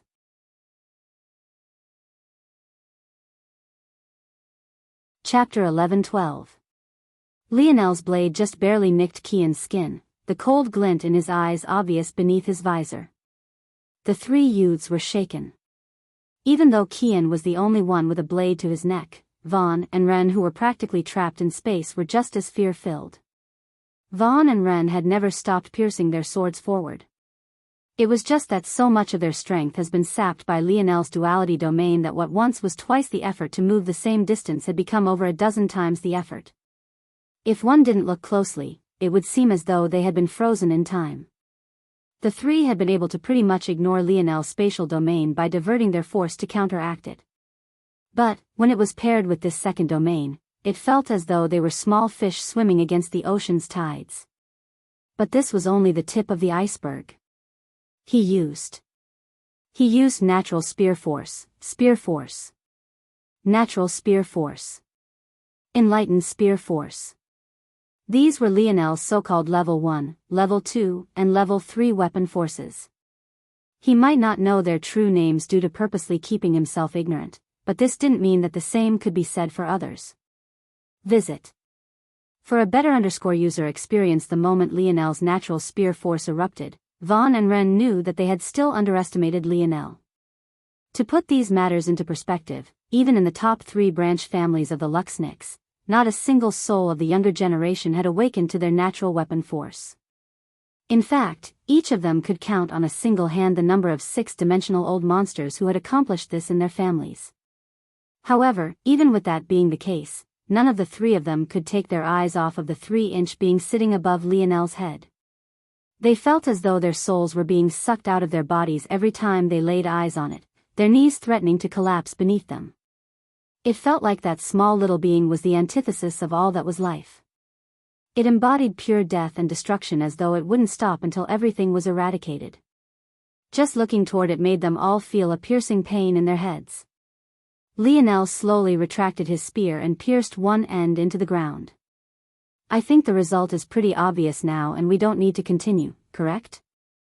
Lionel swept a gaze over the 3 of them. The latest _AP_SODIs are on the website. Qian, Vaughn, and Ren all remained silent, their jaws clenched. By now, Vaughn and Ren had lowered their swords. They realized that there wasn't much of a point in continuing. Even if this technique took a lot out of Lionel, something that was very clearly not immediately obvious, it was still more than enough time for him to take them out. Even after several moments of thought, none of them could think of a counter. In all likelihood, even if there was some sort of counter to this, they simply weren't privy to it. Of course, this small figure was the manifestation of Lionel's. Rather than taking the form of something else, it took the form of himself and gave his king's might a tangible representation. In truth, even Lionel hadn't expected his king's might's artistic conception to be so powerful. But, he was well aware that this was only one part due to his king's might itself, but at least 2 to 3 parts due to the artistic conception he had chosen. Lionel couldn't help but take another subconscious glance toward his right hip. He felt that even now, he hadn't quite understood just what was in his body and what it represented. Just as Lionel was about to nod and leave, not particularly needing the response of the three of them, a sudden surge of force caught his attention. Lionel's brow furrowed as his head snapped in a certain direction. From this vantage point, he could just barely catch a glimpse of a corner of the long pathway leading up to the 10 hotels. Near the front, there was a large community square laid of stone. Under normal circumstances, such a location would be used for the in and out traffic of vehicles. But, with this being the private property of the Luxniks, it wasn't truly used in this way. The latest _AP_SODIs are on the website. In that moment, a platform rose up and the large fountain that had taken up the center of the square became a teleportation pad upon which several individuals appeared. Lionel's gaze immediately narrowed. He couldn't see the others because his own hotel blocked the view of them from this viewpoint, but the one he could see left Lionel feeling a tangible pressure. Lionel had no reference for how powerful those of the main branch were, so he had subconsciously believed that the gap between them and the like of Qian, Vaughn, and Ren couldn't be too far apart. But, it only took this single experience for him to understand just how wrong he was. The gap was enormous. In fact, it was akin to night and day. The two groups might as well have been completely alien to one another. Is that so? Right then, the sound of a sonorous bell resounded. The battle between Lionel's brothers and the people of Earth against those of the 5th, 7th and 8th branch families came to a halt. Though, unfortunately for the latter group, their sudden stop resulted in many of them getting sucker punched. But, who could blame the youths of Earth? After all, they didn't understand the significance of that sound. Whatever rage the branch family youths had about this though could only be quickly doused in water. This is an edict of the Luxniks. All those with bloodline densities of 0. 10 and higher are to report here within the next 10 minutes. Failure to do so will result in 10 lashes and excommunication from the family. Visit. For the best no_vel_read_ng experience. Chapter 11-13. Lionel's brow raised when he made eye contact with Noah. There was something particularly shifty about Noah's gaze at the moment, as though he wanted to say something or was regretting something, but he also seemed to realize that it was too late to do so. The both of them had been making their way to the front of the hotel after hearing the announcement when they crossed paths. It was immediately obvious to Lionel that Noah was holding back something. It makes sense. Noah probably knows more about the Luxniks than I do, but he isn't a very talkative person to begin with, so he probably didn't know how to start the conversation. Lionel smiled and shook his head. He couldn't decide whether this cousin of his was a block of wood or an adorable teddy bear. Either way, whatever it was, Lionel didn't think it would change much. The fact that those presents had been left for him gave him a clue to something. At the very least, he didn't think that his life would be in danger. He would just greet what came with a smile until it warranted a frown. As for what happened from here on out, there was no point in worrying about it as he couldn't change it anyway. Lionel patted Noah's shoulder. Don't worry about it. Noah's brows arched up. For some reason he felt better after Lionel said this. But, he still smiled bitterly on the outside. Lionel could only be so carefree because he didn't have any idea what would likely happen over there.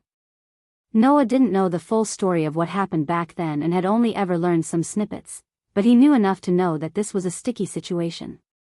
But, much like Lionel, after seeing the gifts left on his bed, he had a bit of confidence that at least their lives wouldn't be in danger. That was why he chose to come anyway. The latest _AP_SODIs are on the website.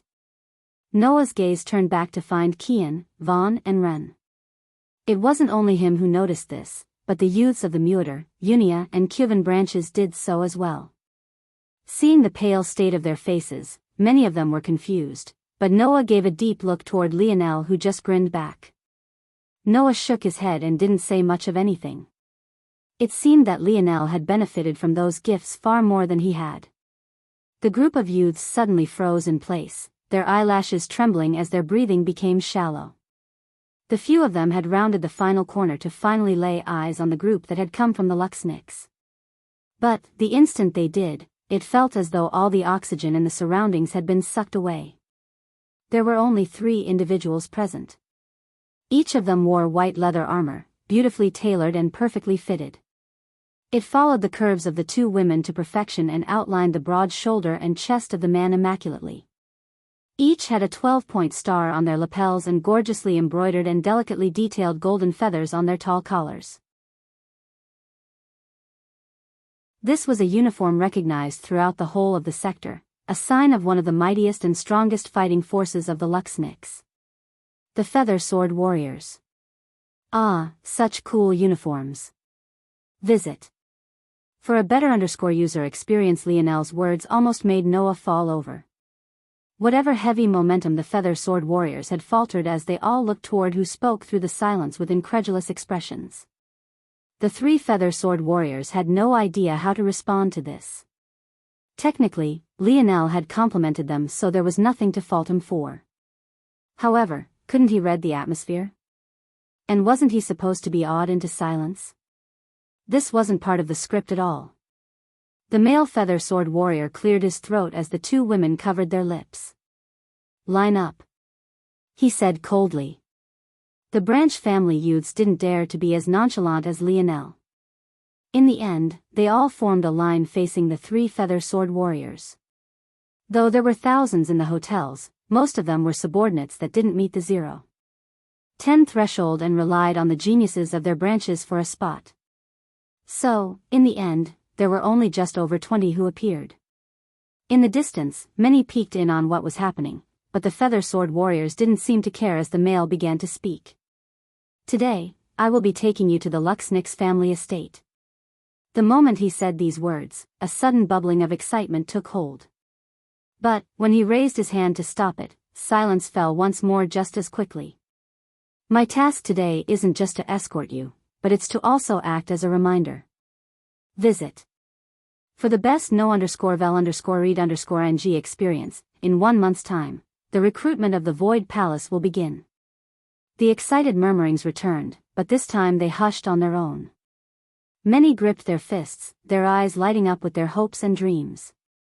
"You all seem very excited by this prospect, but it's clear that this is only because you have no idea what sort of weight the Void Palace name has. There is nothing to be excited about. The Void Palace is a place where those far more talented, far stronger, and far more valiant than you all go to die."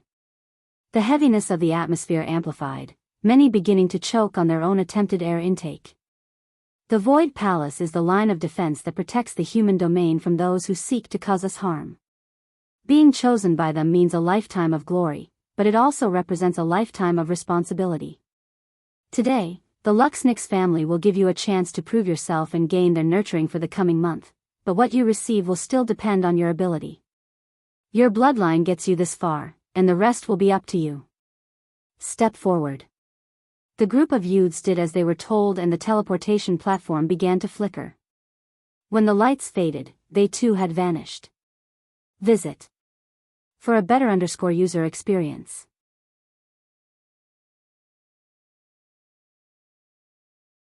Chapter 11:14. When Lionel's vision cleared, he was greeted by grand golden gates.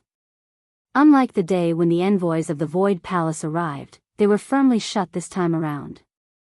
Familiar motes of light still hung about the skies, illuminating even the day with both a delicate light and a refreshing fragrance.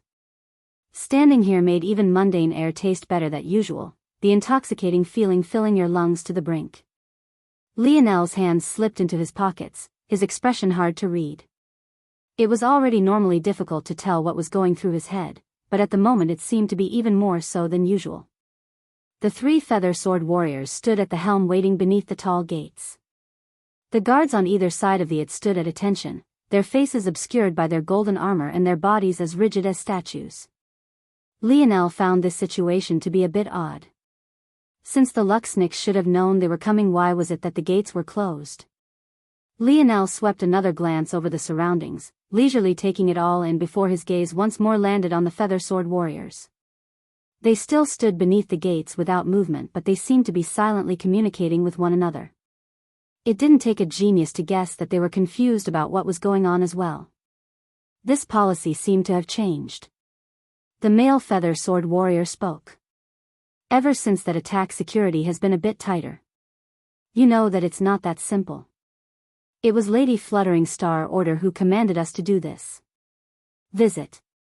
For the best no_vel_read_ng experience, the three fell into silence after they heard these words. Fluttering Star Order was part of the wisdom arm of the main family, but her identity was a bit more sensitive than this. She had also been experiencing the suppression of her other family members for a long while now, and it only seemed to have increased after the envoys of the Void Palace returned. The three feather sword warriors had expected to face some resistance, but they weren't in position to ignore the orders of a Star Order elder, especially since they were only 0-point feather sword warriors. They didn't have as much leeway as their 4, 8, and 12-point superiors. To many, they were only considered to be trainees. Knowing the sensitivity of the issue, though they could do so, the three feather star warriors didn't dare to command the guards to open the gates. Though their status was low, that was only relative to the true big shots. Anyone who could become a feather star warrior was an elite among the main family's geniuses. Mere gate guards couldn't ignore their orders at all. However, whether one could do versus whether one should do something were two completely different matters entirely. To reach their position, these three didn't only have to have combat talent, but they were also very intelligent. They knew how to toe the political line. Fluttering Star Order had informed them to bring the branch family members to the estate, and they had done so. They had even gone out of their way to speak flowery words and made these kids feel like they truly had a chance to snatch greatness. They had done enough. If the gates were shut here, Fluttering Star Order couldn't blame them. Visit. For the best no_vel_read_ng experience, Lionel continued to silently observe this awkward atmosphere as the minutes began to tick by. However, on the inside, his displeasure was already growing. He could make a guess at what was going on. Clearly not everyone in the Luxnix family were willing to welcome them with open arms, and these feather sword warriors were caught in the middle of this strife. However, this didn't stop Lionel from disliking the situation in the slightest. Yip. Little Blackstar, who had found his way back to Lionel's head, patted his forehead with a small paw. At least the little guy had a conscience. Lionel had almost assumed that he would choose letting those girls play with him over following him. The little mink actually seemed to be warning Lionel about his temper, something that made Lionel himself chuckle lightly. Which of them was the older one now? You would think that little Blackstar would have come back more bestial after absorbing all that void beast blood, but he was actually like this now. Alright, I know. They're a big six-dimensional family, I won't cause trouble. Little Blackstar's paw patting Lionel's forehead again, but the look in the little guy's eye made it obvious that he didn't believe Lionel's words even for one moment. Lionel smiled and shook his head. Maybe I should just leave. How long do they expect to have me wait at this gate? The latest _AP_SODIes are on _the website. Lionel hadn't come for the Luxnix to begin with. He had only come here because his grandfather had told him his mother was waiting for him. It was only after coming to this place that he learned about all of this Void Palace nonsense and realized that this situation might be more complex than he thought. Unfortunately, his mother was nowhere to be seen and he had no idea how to find her. In fact, it even seemed from those gifts that she didn't want to be found for whatever reason. In that case, why was he wasting his time here, then? Having lost his patience, Lionel looked over to Noah. He planned on explaining his thoughts and then Noah could decide for himself whether to stay or not. However, just when he was going to do so, something caught his attention. On the road on the opposite side of the closed golden gates, a white-robed old woman was walking her way forward. Though her gait seemed slow, her every step took her tens of meters. In just a few blinks, she had made it to the gate with a light smile on her face. Open the gates. She spoke lightly, her tone leaving no room for negotiation. Yes. The gate guards didn't dare to hesitate. This was a Star Order elder before them, the now infamous Fluttering Star Order. Visit. For a better user experience, more coming, smiley face. August 4th, 22.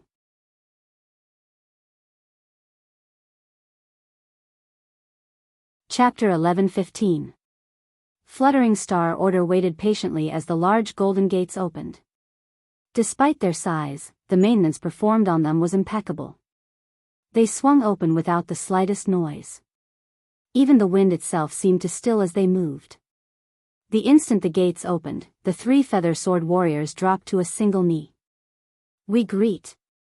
Fluttering Star Order waved a hand and the feather sword warriors shot to their feet before they could realize what was happening.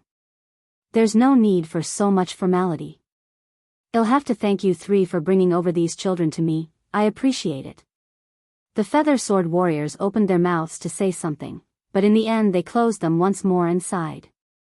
The fact that Fluttering Star Order didn't allow them to pay respects to her seemed like an act of humility on the surface, but in practice it was her drawing a clean line between the 2 of them. On the one hand, this would protect them from the rage of the other Star Order elders. However, it would also mean that whatever relationship they had had with Fluttering Star Order would end from this day forth. Visit. For a better user experience, the Feather Sword Warriors couldn't help but feel complicated at this point. Fluttering Star Order had always been kind to them, but now that she was in need, they had essentially turned their back on her. However, what else could they do? They were just small rowing boats amidst a storm of black waters. Even if they braced themselves for the storm and helped Fluttering Star Order out to the best of their abilities, they would only sink along with her. It was better to have no backing at all than backing that would guarantee your death. Bowing apologetically once more, the 3 rushed into the estate, quickly vanishing. All the while, Fluttering Star Order hadn't spared them another glance. With a kind smile, her focus had been turned to the branch family youths. Lionel's gaze narrowed somewhat. He could sense the tension and could feel that this interaction entailed more than their simple words and actions would make it seem.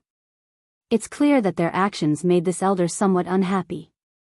For them to dare to do such a thing, it seems that the situation of the elder isn't very good. That doesn't bode well for the rest of us, it seems. "Hello, I am Fluttering Star Order, you may call me Elder Fluttering for short. I've heard that the branch families have produced quite some talents in these recent years. It seems that this wasn't incorrect." Fluttering Star Order swept a gaze over them all, but her words felt a bit empty. It was unlikely that an elder of her status would know much about them. Usually, the branch families would be lucky if even a feather sword warrior came to visit their families, let alone a Star Order elder. Visit. For the best no_vel_read_ing experience when the feather sword warriors had come to pick them up, it had already been greatly surprising to a few. But the sharpest among them could tell that this wasn't exactly something they could be happy about right now. In all likelihood, they had just unwittingly become chess pieces in a game of political struggle. And, to make matters worse, since this elder Fluttering had to stoop so low as to use them of all people, it was clear that her back was against the wall and she didn't have many other options. Unfortunately, they had even less options than the feather sword warriors did. Even if some of them knew, they could only allow themselves to be used. Lionel suddenly felt the distinct lack of Raya. He wondered if she knew that this storm was coming and chose not to participate on purpose. But, this was fine too. Unlike the others, he and Noah weren't very afraid of what might happen. In that case, they might as well go with the flow. Fluttering Star Order's expression didn't change from her cheery smile. "Good, good. Come with me." Fluttering Star Order turned and walked into the estate. Without a choice, the youths could only follow to her back, many of them wearing heavy expressions. However, Lionel's smile had returned as he strolled forward. The latest _AP_SODIs are on the website. This will be interesting. The Luxnix family estate is quite large and covers about 100,000 kilometers squared. You can find everything you could ever want or need here without much issue, but there are also many restricted areas you have to be mindful of. Rather than listing them out, though, it will be much easier if I point out to you all the areas you can enter, like this. A mighty Star Order elder suddenly became the tour guide of 20-odd youths, walking through the family estate while attracting the weird glances and looks of several passers-by. Luckily, none of them dared to question the actions of a Star Order elder. As such, the group traveled deeper and deeper into the Luxnix family estate, eventually reaching a particular section of guest rooms Elder Fluttering had likely prepped for them. However, there was only so long a cover of paper could hide a smoldering fire. Fluttering Star Order. You've grown bold. The voice was a cross of shrill, crass, and hoarse. If Lionel didn't know better, he would have thought that this old woman's vocal cords was forged of a fork and a steel plate. If it wasn't for Lionel's mental fortitude, his spine would have shivered beside itself.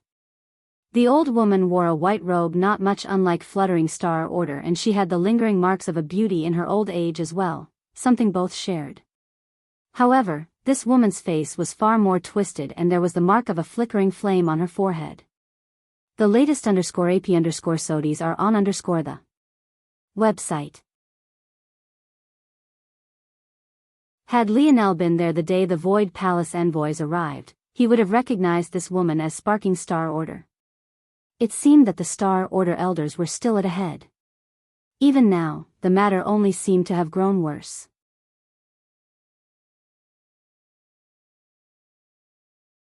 Chapter 11:16. The furious aura swept out like a torrent. In that instant, several of the Branch family youths shivered and fell, their faces paling with fear. How could they possibly match up to the momentum of a sixth-dimensional expert?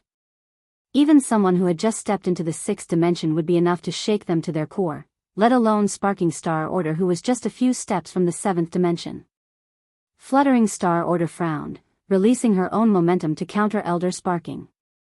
One side was like a raging wildfire and the other was a delicate breeze. They met in the middle and clashed, shooting up and dispersing into the air. However, the result was enough to send hurricane-force winds spiraling into the surroundings. The leaves of several tall trees and the well-kept grass pastures fluttered wildly, much of the greenery nearly being ripped from their branches to fall to their deaths. Fluttering Star Order turned back first to see if the youths were all right. She hadn't thought that Sparking Star Order would be shameless enough to directly target them from the very beginning, so her guard hadn't quite been up. She had been ready for a war of words, but it seemed that she had underestimated the vicious nature of her opponent. Several of the youths lay on the ground coughing up blood. But, Fluttering Star Order's pupils constricted when she realized that there were two youths who were standing amidst the wild winds as though nothing had happened. Toward this result, even Sparking Star Order frowned lightly, not having expected this either. Of course, these Star Order elders didn't know that Noah and Lionel were fairly immune to such coercive attacks, at least within a certain threshold. Now that Lionel had a better understanding of emperors and kings' might, he too understood this as well. Because of this lineage factor, their focus states had always innately placed pressure on others, and it also gave them a boost to their mental defenses. The lineage factor born of Earth's Fox family was clearly not simple. You have a lot of nerve targeting my guests like this, Sparking Star Order. Visit. For the best no_vel_read_ng experience. Fluttering Star Order quickly regained her bearings, her gaze sharpening. Her expression wasn't as ferocious as Sparking Star Order's had been, but the solemnity in her tone was more than enough to bring her point across. Elder Sparking snapped out of her stupor, her shock settling into a sneer. Your guests? Do you take me for a fool? You're wasting valuable family resources on trash. Valuable resources? Never mind the fact that I have yet to give them anything. How valuable are treasures of the fifth dimension? You really have the face to say you worry about the scarcity of something the family has so much of? Sparking Star Order's expression darkened. In the past, Fluttering Star Order had never been so combative. When the envoys arrives, Sparking Star Order and the others realized that Elder Fluttering's words were a bit more biting than they usually were as well. They had already decided that after the selection of the Void Palace was over, that they would find a method to expel her from the Star Order. However, it seemed that what they had forgotten to consider was the fact that maybe Fluttering Star Order was being so abrasive precisely because she was prepared to counter-attack in the first place.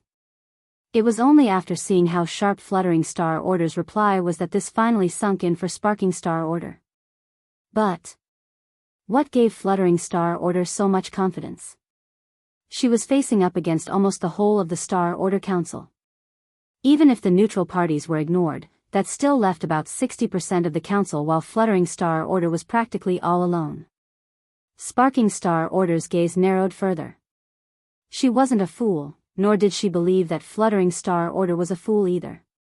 Right at that moment, the door to the building behind Sparking Star Order opened to reveal the head of a beautiful young woman with a strong jaw.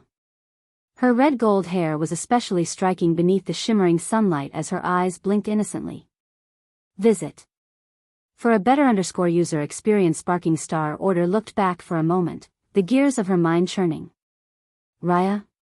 Lionel's brows arched, his own expression remaining placid, but the smile on his face curling all the more.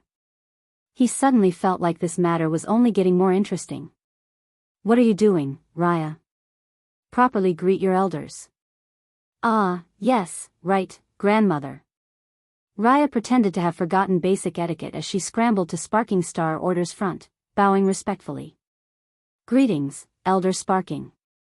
Sparking Star Order snorted, hardly acknowledging the greeting as her gaze shifted back to Fluttering Star Order.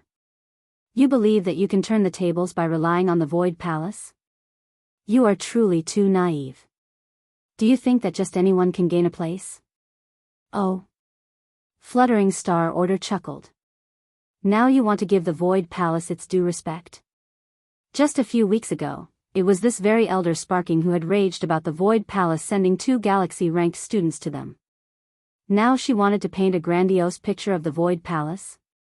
How two-faced. Sparking Star Order didn't react much to this taunt. Much of her over-the-top temper was nothing more than a facade. The reality was that she was very good at controlling her emotions. It was just that sometimes the impact of a Karen was far better than a docile elder. This image also allowed her to step outside the bounds of the rules from time to time to get things done her way faster. After all, an emotional elder, especially an elder woman, gained a lot of leeway from many people by default. How could she not take advantage? Visit. For the best no_vel_read_ng experience, regardless of how I feel about the Void Palace, the fact you want to rely on branch family trash to dig yourself out of a hole of your own creation speaks for itself. Fluttering Star Order inwardly sneered. Obviously these branch family members are just a cover so that she could rightfully bring her granddaughter in to enjoy the resources of the Luxnix. Sparking Star Order definitely knew this as well, but that wouldn't stop her from taking multiple digs. In addition, Sparking Star Order continued unperturbed. What use is it? Will any of them rank higher than Miguel? By that point, won't all these petty games you're playing be meaningless? This time, Fluttering Star Order couldn't hold back her smile in the slightest. Miguel? What does he have to do with you?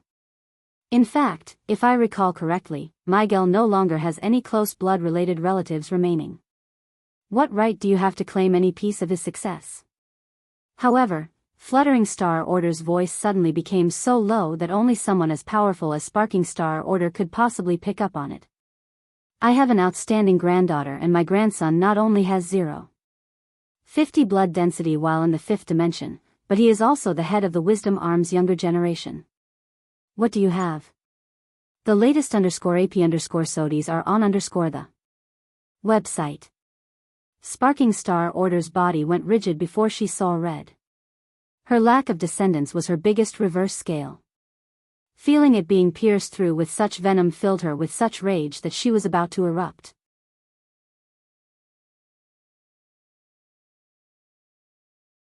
Chapter 11:17. Author's note: Fluttering Star Order is not Lionel's grandmother. She is simply someone who sided with Lionel's grandmother at the time and received backlash for it. Now, she's trying to carve out a path for herself. Fluttering Star Order no longer held back with her words. She knew well what kind of scar this was for Sparking Star Order, especially considering how she had lost her descendants to begin with, but Fluttering Star Order no longer cared about these matters of decorum. Considering how far these matters had gone, even if she wouldn't lay all her cards face up just yet, she wasn't far from doing so either. Sparking Star Order's rage suddenly became a dark laughter. The smoldering heat of her fury simmered almost tangibly. For a moment, she truly almost lost control of herself.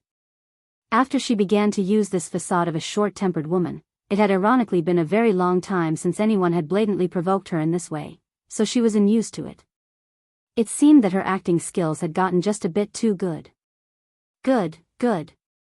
Sparking Star Order nodded. "I'll take your words under advisement." Sparking Star Order lightly tapped her bulbous walking stick, her body vanishing in a flutter of butterflies formed of flames. Before they knew it, she was gone. Raya, who had just been politely bowing to Sparking Star Order, straightened out her body and looked toward her grandmother. She never knew that her grandmother had such a sharp mouth, but this only made her feel even more guilty than usual. For a usually mild-tempered woman like her grandmother to act like this now, it could be imagined how much hardship she had experienced in these past several years. Raya gripped her fists tightly. She had to claim a spot in the Void Palace for her grandmother. Only in that way could she wash away the years of humiliation she had suffered. Visit. For a better user experience, Fluttering Star Order patted her granddaughter's head with a doting expression before turning back to the rest. "For the next month, you all can stay here. As I've said before, there are many areas you cannot cross into. If you die at the hands of someone you offend, there will be nothing I can do for you. For the duration of these matters, you'll be under the leadership of my granddaughter." Her expression turned far more serious as she continued. "So long as you can follow instruction and work hard, there will be benefits. If not," Fluttering Star Order didn't finish her words, but the branch family youths, many of whom were still on the ground wheezing from the earlier confrontation, felt that this woman might very well be far less amiable and caring than they had originally thought. Raya swept a gaze over the youths and shook her head. It landed on Lionel and Noah before her brows scrunched up. She remembered Lionel and Noah, and even remembered how they had met. But, for some reason, she felt fuzzy on some things. She shook her head and everything seemed to go back to normal. They performed better than the others. I think their bloodline density was above 0.20.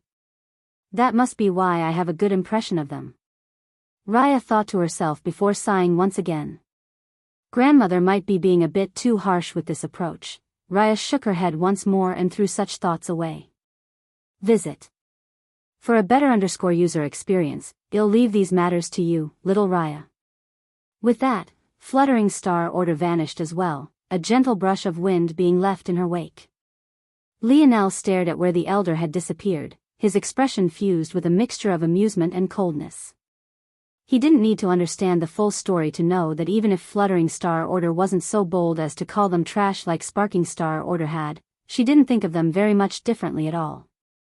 There was no doubt in Lionel's mind that their role here was likely to act as cannon fodder for Fluttering Star Order's granddaughter and her grandson as well. As for what they were needed as fodder for, it was likely to be the Void Palace's selection. Lionel wasn't entirely sure how it worked, so he could only guess this to be the case. But, he didn't believe that he was very far off either. So this is the Luxnix family, huh? Lionel's expression gradually lost much of its amusement to be left with nothing but indifference. Now that things had come this far, Lionel knew he couldn't leave. Never mind whether or not Fluttering Star Order would allow that, but considering how frequently that woman had mentioned how they weren't allowed to roam about the estate randomly, even mentioning how they might be killed, it was clear that this was a not-so-silent hint at just how caged they were. Visit. For a better user experience, Fluttering Star Order's stance couldn't have been more obvious. She hadn't gotten their names, didn't ask about their abilities, and she hadn't even double-checked if they really had 0.10 bloodline density or not. It was as though it simply didn't matter to her. Lionel crossed his arm over his chest, entering a state of absolute calm. Ah! Raya suddenly snapped out of her own thoughts. Right, I will see if I can call someone over from the healing arm to help you all out. I will be right back. In the meantime, feel free to choose your rooms if you can move. The door that's closed and locked is mine, but you can choose from any of the other ones. Raya rushed away after saying these words. Clearly, the previous restrictions Fluttering Star Order had mentioned didn't apply to her in the slightest. But, this much was to be expected. After all, If the grandchild of a Star Order elder couldn't move around freely, then who could? Of course, Lionel had no idea just how ironic this thought of his was. Without moving, Lionel turned his gaze over to Noah. The both of them made eye contact, and the displeasure hidden deep within their irises didn't escape the other. "I feel like you had something to tell me before, right?" Lionel asked. The latest _AP_SODIes are on the website.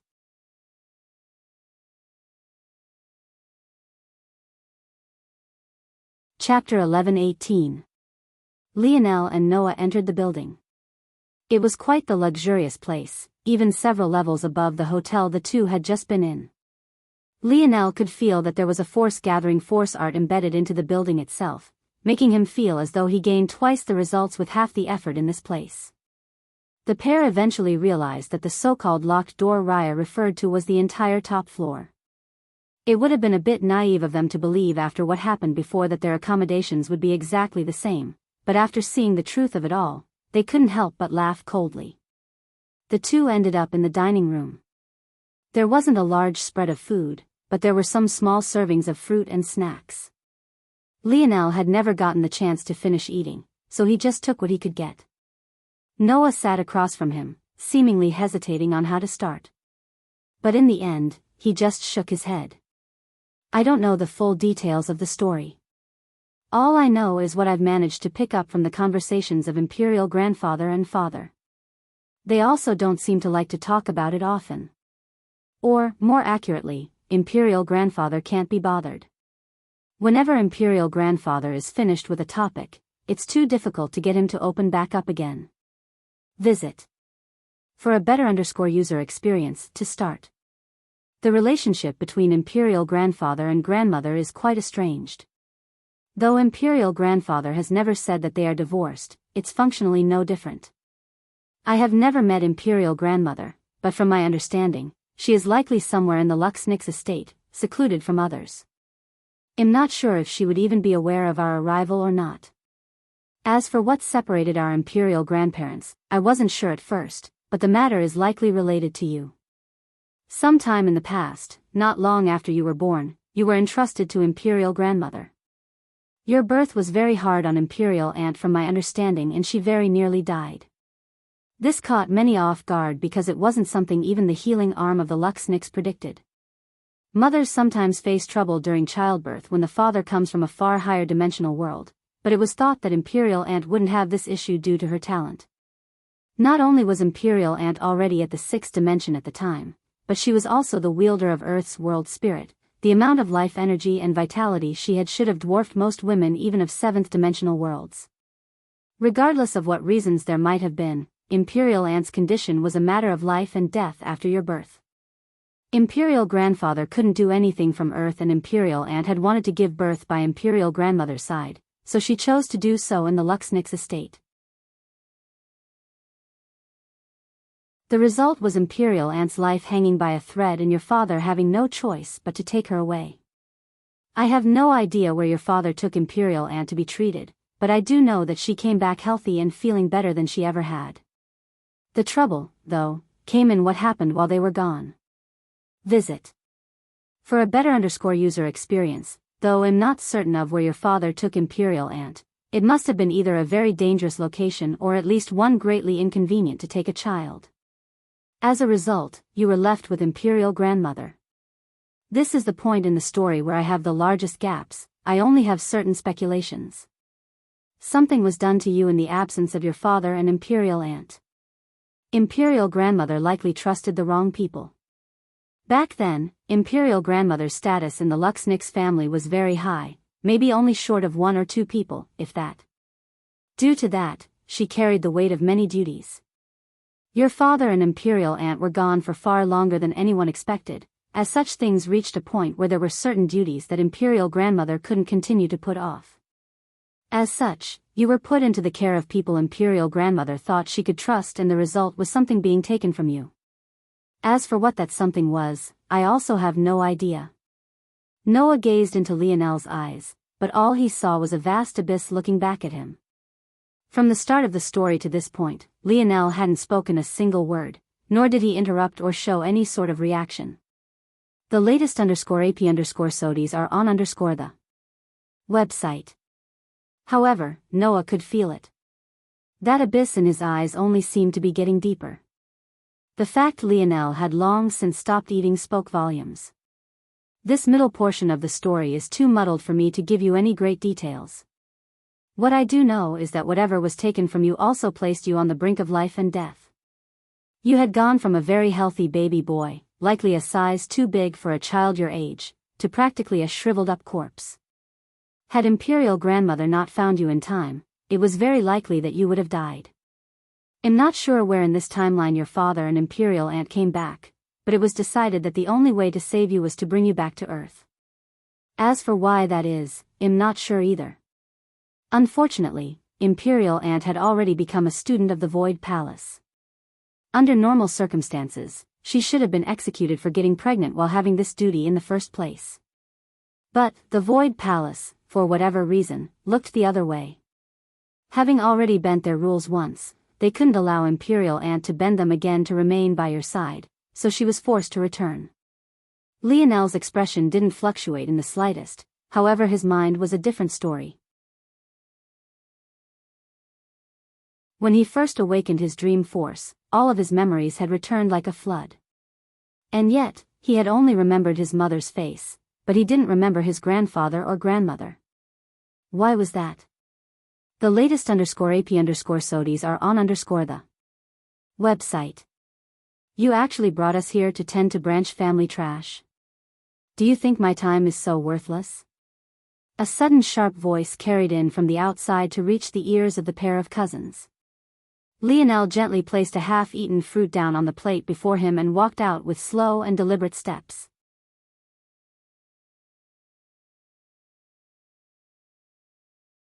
Chapter 11:19. Noah raised a hand to say something, but in the end he just sighed. Forget it. Imperial Aunt is probably somewhere, right?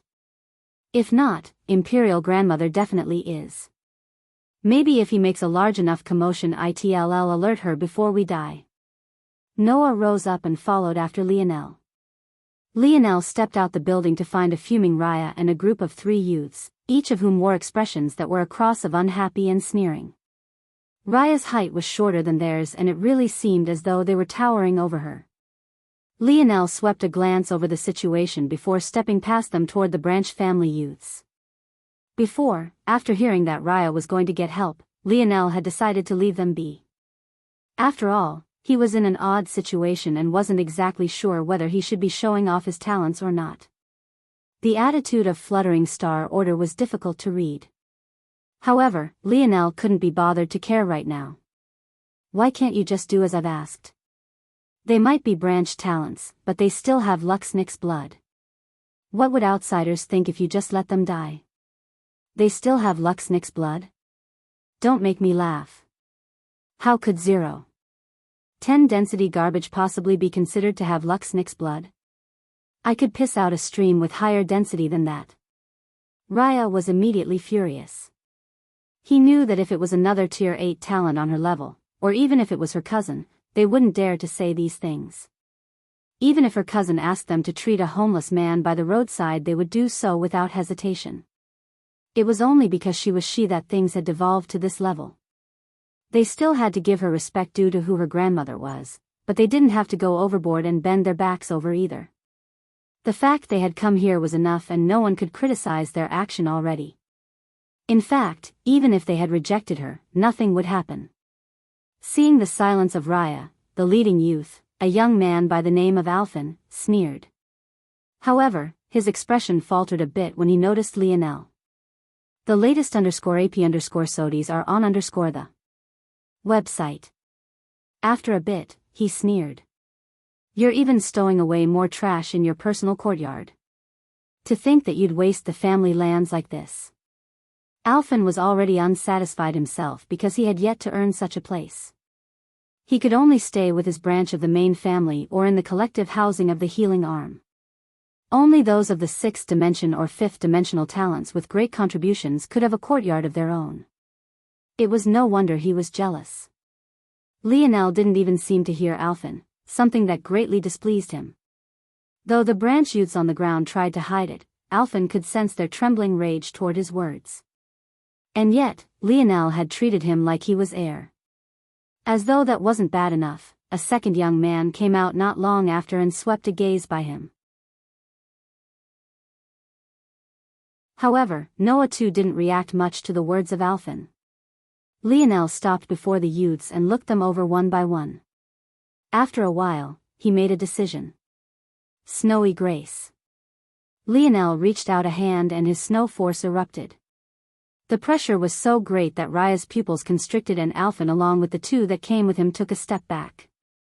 At that moment, delicate snowflakes began to fall upon the 20 or so youths, mimicking the falling feathers of Lionel's healing branch talent. Compared to Lionel's self-created mage art, this technique was leaps and bounds more potent. With just a bit of effort, more than 20 geniuses who each had strength near and at tier 7 felt as though they had been given a new lease on life. That's... Alphen's brow furrowed as he watched Lionel help Vaughn up. Visit. For the best no_vel_read_ng experience, thank you.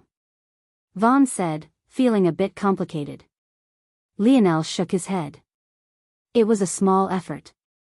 You. Alphen's voice cut through what remained of the thank yous the branch family youths wanted to speak. How do you know a core technique of our main family? Alphen's tone carried a hint of danger to it. If before he had just been here to poke some fun and throw out some insults, he was now deadly serious. The technique that Lionel had just used was one of the very best of the healing branch. Just to exchange for it took many decades of storing up merit points. Alphen himself was still 2 or 3 years away from being able to afford it, and he had only ever seen seniors much older than him or youths far more talented than himself cast it. Alphen. Raya finally snapped. Do you think you can just treat my people however you want? If you wanted to come up with a lie, shouldn't it be far better than that? How could he possibly know such a technique? Alphen's expression darkened. Piss off, you know nothing. He continued to glower at Lionel's back. That technique was Snowy Grace. It's easily ranked top 3 among 5th-dimensional healing techniques and is known for its area of effectability. If I don't hear a proper explanation today, don't blame me for ignoring who your grandmother is. Raya's face warped. She realized then that if Alphen was willing to bring up her grandmother, he definitely wouldn't be making up nonsense. Her gaze couldn't help but turn toward Lionel. Just what was going on? Who would have expected, though, for Lionel to completely ignore Alphen entirely? He turned back, walking toward Raya's courtyard. It seemed for a moment that he was coming up to them, but it was exactly because of this that it was so shocking when he simply walked right by, not sparing Alphen a single glance. Visit. For a better user experience, Alphen was so infuriated that he began to laugh. Trash of the branch families actually dared to treat him like this?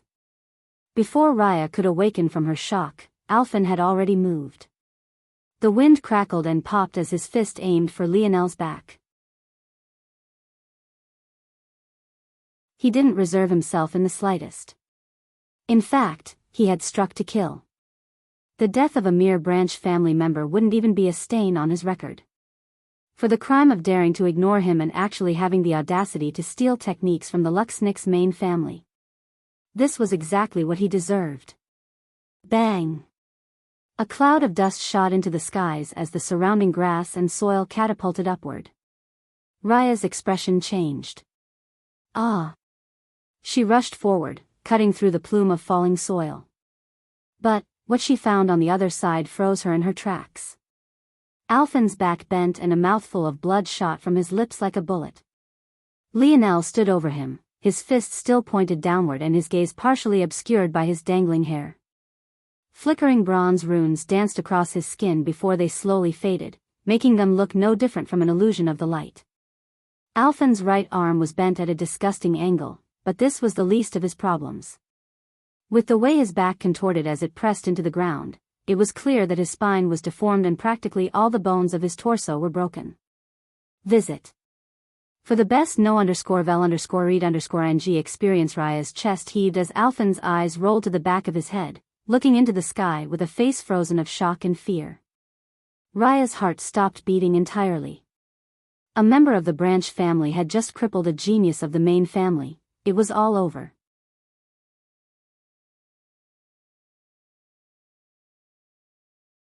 Chapter 11:20. Lionel's fist dripped with blood that wasn't his own, his forehead flickering with the light of a golden spear. In that moment, he had activated his duality domain and, let alone harming Lionel, Alphen had had all his strength sucked away in an instant. Their exchange had become akin to a toddler throwing a fist at an adult. With the difference in the toughness of their bodies, Alphen was crushed near instantaneously. However, the smoldering abyss of Lionel's gaze didn't seem to calm in the slightest. He slowly rose to his full height as the loose soil fell back down to the earth and the true state of things was revealed to those beyond Raya. In that moment, the snide sneers of the two who had followed Alphen froze, their expressions warping. Lionel's gaze didn't spare them a glance. He simply turned and walked away. Raya was stunned. Why was he still acting like nothing had happened? Why, wait. Raya called out, but she found Noah instead of her true target. The latest _AP_SODIes are on the website. I'm not sure if you want to be so eager to talk to him right now, honestly. He's not the biggest fan of you either. Raya choked on air. What the hell did she do? Her expression changed. She had felt a bit bad about what her grandmother was doing, but that was all. Maybe, on a deeper level, she felt that this was more of an opportunity for these branch family youths than a detriment. In many cases, those that thought and acted like her were the worst kind of people.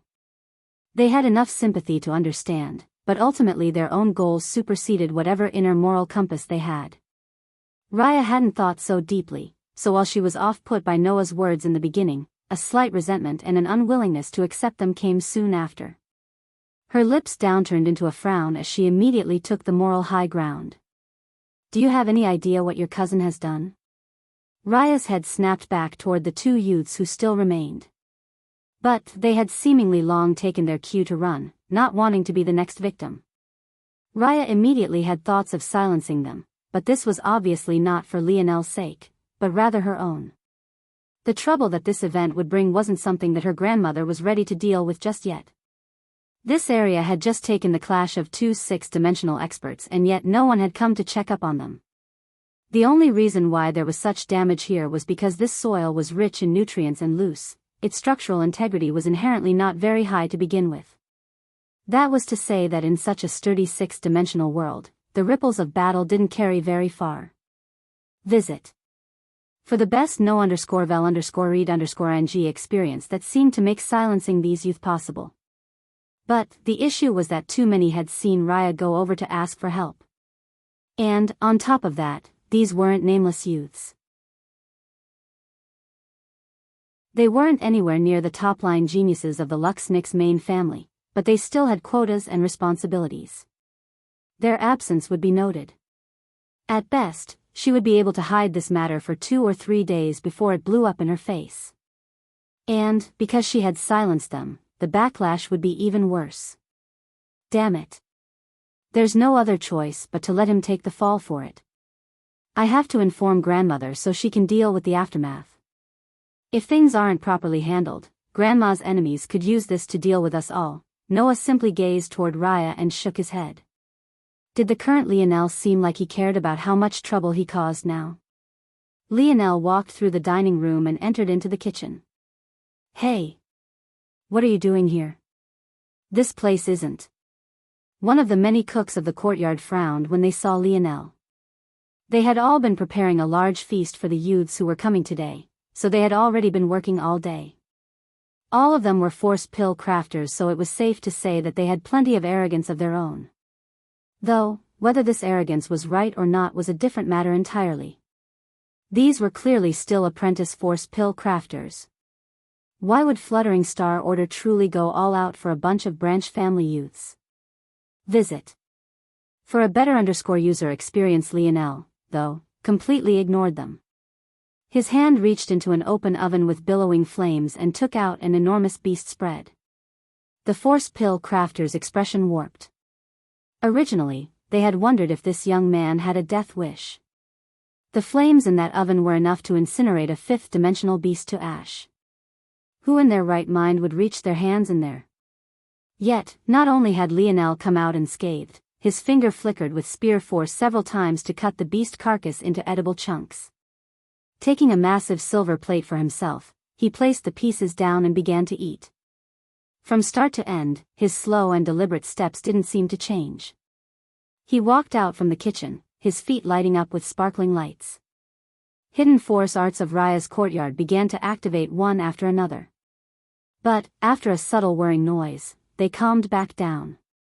Lionel cleaned bone after bone, his stomach churning like a furnace of its own.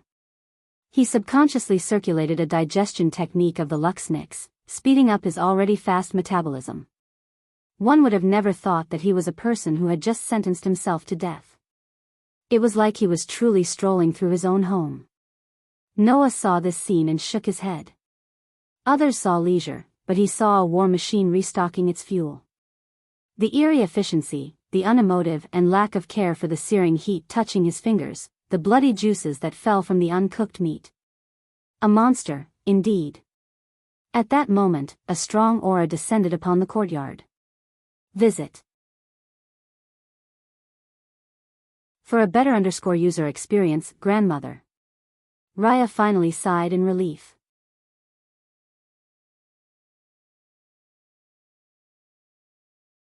Chapter 11:21. Fluttering Star Order frowned. She hadn't expected to come back here so soon. It had only been barely a dozen or so minutes since she left, if that. Had this matter occurred just a few minutes later, she wouldn't have been able to return at all, as she had many things to handle with her status. At the same time, she was baffled by it all. How, exactly, had things gone awry so soon? Fluttering Star Order didn't immediately ask her granddaughter any questions and instead looked around. When she saw Alphen's half-dead body, her gaze narrowed. Raya, did you do this?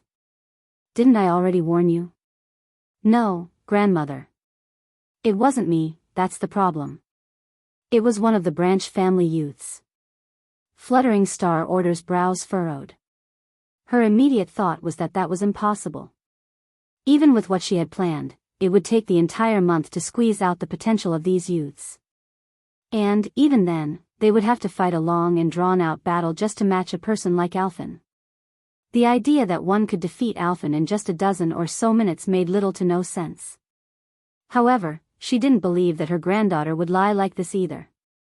Raya knew how important these matters were to her, and she wouldn't mess around unnecessarily.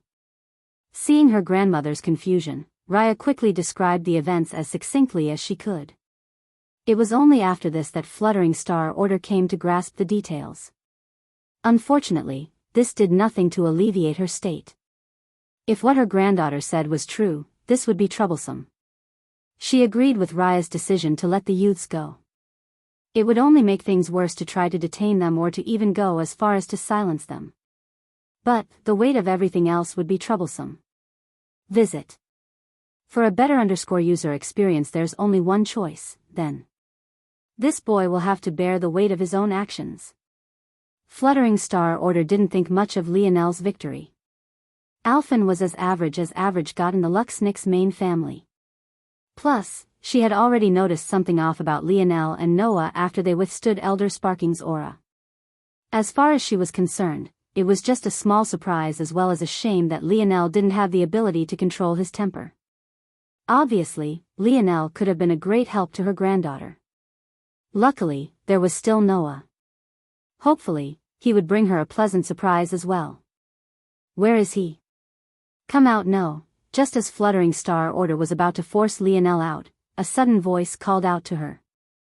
Esteemed Elder, please wait. Fluttering Star Order's frown only deepened when she realized the one who had interrupted her was actually Kian, one of the branch family youths. In fact, he was from one of the top 3 branches Lionel had defeated before coming here. Everything had been happening so quickly that everyone almost forgot that there were still 20-odd youths in various states of injured waiting outside the courtyard. Most had recovered enough to stand, but the neglect they were experiencing was palpable. He only antagonized the healing arm member to help us. And he attacked him first. Visit. For the best no_vel_read_ing experience, it seemed to sap Kian of all his strength to say these words beneath Fluttering Star Order's gaze. That said, how could Fluttering Star Order have not already deduced these things? In her mind, it was likely that Lionel was a bastard child of someone of decent status within the main family. This individual likely broke the rules by giving Lionel a technique he shouldn't have, which led to this result. But now, someone had to pay a price. Even if the Luxnix family were magnanimous enough to treat the life of a main family member and a branch family member the same, and thus could grant Lionel reprieve since he was attacked first, what could be done about the core technique? This didn't even mention the fact the Luxnix family would never see it like that, and that was especially so for Fluttering Star Order's enemies. The life of a branch family member could never match up to a main family member. It was to the point where Alphen wouldn't even be punished had Lionel died. Fluttering Star Order shook her head, causing the hearts of the youths to sink. She turned her attention back toward the courtyard, prepared to use her aura to coerce the youths out and make it clear that she had no intention of protecting Lionel, but who could have expected for Lionel to walk out himself? Fluttering Star Order opened her mouth to speak, but that was when Lionel's gaze swept over her. It wasn't just Lionel, but the little mink atop his head suddenly made her feel greatly uncomfortable. Little Blackstar bared his teeth, feeding off of Lionel's displeasure. Visit. For a better user experience in the end, though, Fluttering Star Order was still a Star Order elder who had experienced far too much life. Not only this, but she was well into the 6th dimension and could be considered to be only a few steps from the 7th as well. Her falter only lasted a split moment of a split moment. But, by then, shockingly enough, Lionel had already looked away from her. He didn't seem to be looking for her approval, nor did he care what her judgment was. In that moment, a surge of snow force erupted, 2 magnificent wings appearing to Lionel's back, each one stretching out over 10 meters. With a single leap, both Lionel and Noah landed on top of the building, sitting near the edge as though they were waiting for something. Fluttering Star Order was stunned into silence. Those wings. Even though they were illusory, they would only appear when one was just a step away from the Speed Branch's 3rd awakening. What was going on here? Now Fluttering Star Order could understand why an elder would take the risk of giving their bastard child a core technique while breaking so many of the family rules in doing so. But, that still didn't change anything. Fluttering Star Order's body flickered, her figure appearing above where Lionel and Noah now sat in wait. By the expression on her face, her patience was already wearing thin. She had endured so much humiliation over the last several decades just so that she could have this chance. She had no intention of allowing a brat who thought too much of himself to ruin it all. Her pressure descended downward like a tsunami of waves, her gaze as cold as ice. Visit. For a better user experience.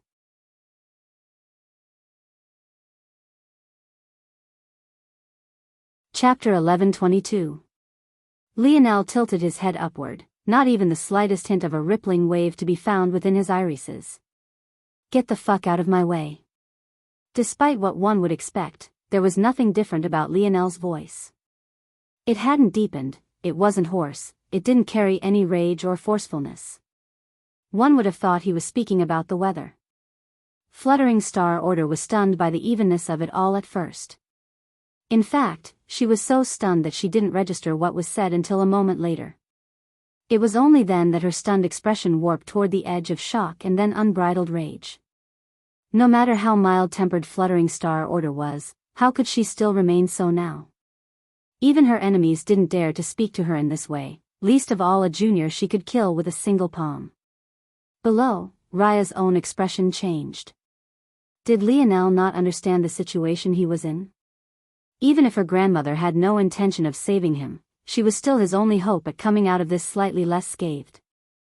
To slap the face of your potential benefactor like this, what was he thinking? Junior, do you have any idea who you're speaking to? Fluttering Star Order's words boomed, violent wind force spiraling about the surroundings. She bobbed in the skies as though she was as light as a feather, her fury on full display. Isn't it all the same? Lionel replied plainly. Aren't you all the same? Just more worthless people overvaluing themselves above others. Even I don't deem myself to be above another. What right do you have to? Visit. For a better user experience, Noah's expression changed wildly for the first time.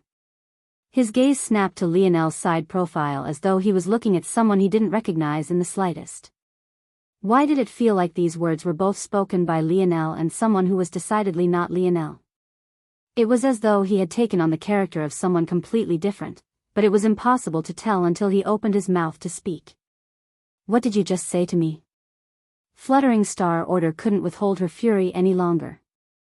Her palm raised into the skies with every intention of obliterating Lionel where he stood. However, Lionel's words seemed to continue like a slow stream, unhurried and unbothered.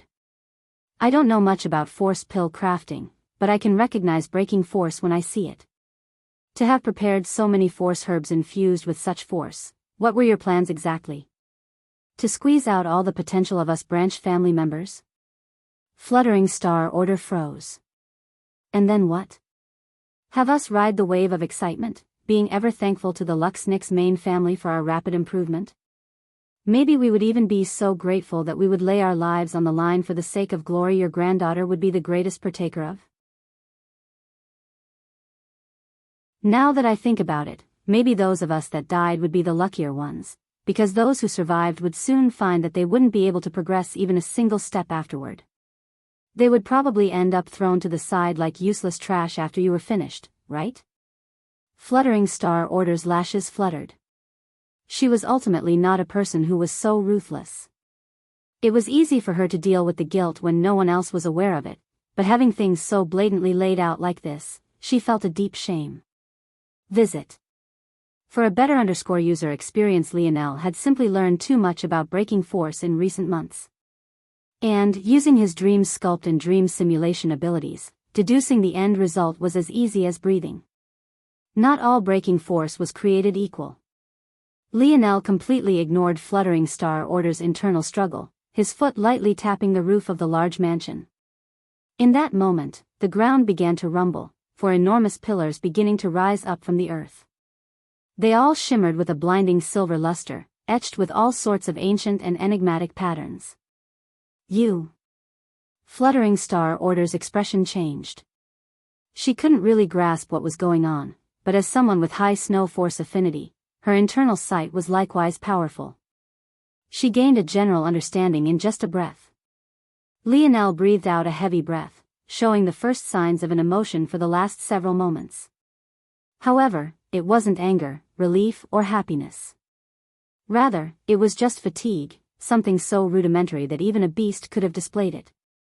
And yet, right then, an inconspicuous necklace around his neck began to glow as force surged toward it, slowly replenishing Lionel. When you go, Lionel began to state plainly, his palm flipping over to reveal the Northern Star pendant, tell your counterparts that I've come for what's mine.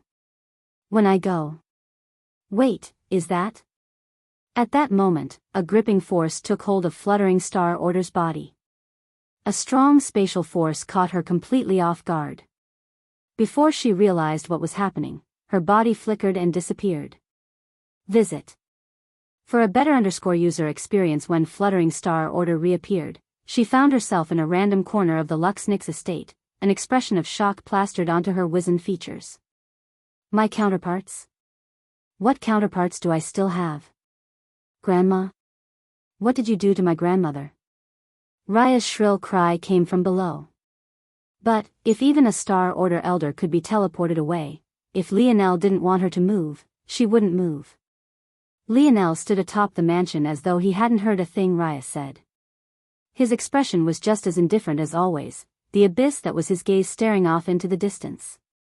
No one could tell what he was thinking. Noah's looked toward the pillars. He could tell that even now, Lionel hadn't quite recovered from summoning them, but this only left him speechless. Just what was Lionel planning on doing here, exactly? At that moment, a commotion in the distance was stirred. Two familiar figures leading a group of at least 20 quickly closed the distance, their expressions livid. Raya's face warped, her heart skipping several beats. She recognized many of those seniors. What they lacked in talent they more than made up for in seniority and time spent practicing. Among them, there was even the current head of Alphen's division of the healing arm, the quasi-six-dimensional division head therein. The latest _AP_SODIs are on the website.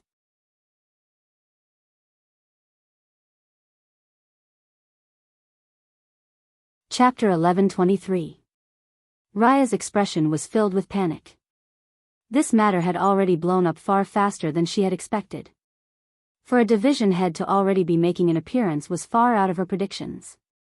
It felt like everything was coming crumbling down. Division head Thurin's expression didn't give much away initially. He had a placid look on his face. He only showed the slightest hint of a frown when he noticed the 4 enormous silver pillars that surrounded the courtyard. He could sense the strong spatial and earth force fluctuations, and it left his heart unsettled. He came to a stop outside the pillars, his gaze sweeping over to find a small pit where Alphen's body lay, still deformed. No one had come to help him ever since his exchange with Lionel. And, if not for the strong healing properties of Snow Force, it may very well have been the case that he would have already breathed his last. What is the meaning of this? Thurin asked coldly. In truth, he had only overheard part of the story. Even Alphen himself didn't have the right to ask a division head for backup, let alone his 2 lackeys.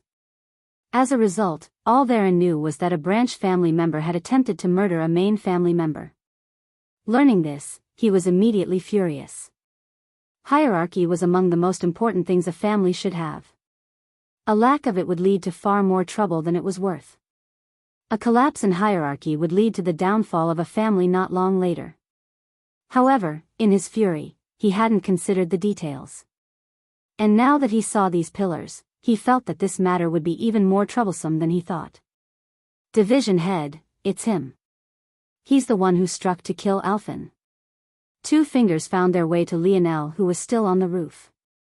The latest _AP_SODIs are on the website.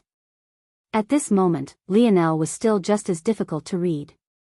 He stood on the roof, his breathing slowly becoming even once more, but it felt as though his eyes were detached from the rest of his body. Despite his fatigue, they were completely unaffected by it, their deep abyss only becoming deeper. Even now, as he swept a glance over the 20 or so individuals who had come, he felt unmoved by it all. What did he want to accomplish here? What was his end goal? Truthfully, he didn't know. Destroying the Luxnix family? That was more than just a little unlikely. He didn't have the strength to do it, and it likely wouldn't be a very long time until he did. Make those responsible pay? He was just as far away from that goal as well.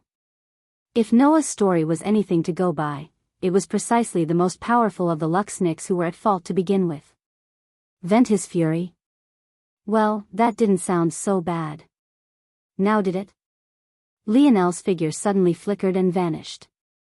Twinkling stars were left in his original position, a strong surge of wind manifesting as he reappeared.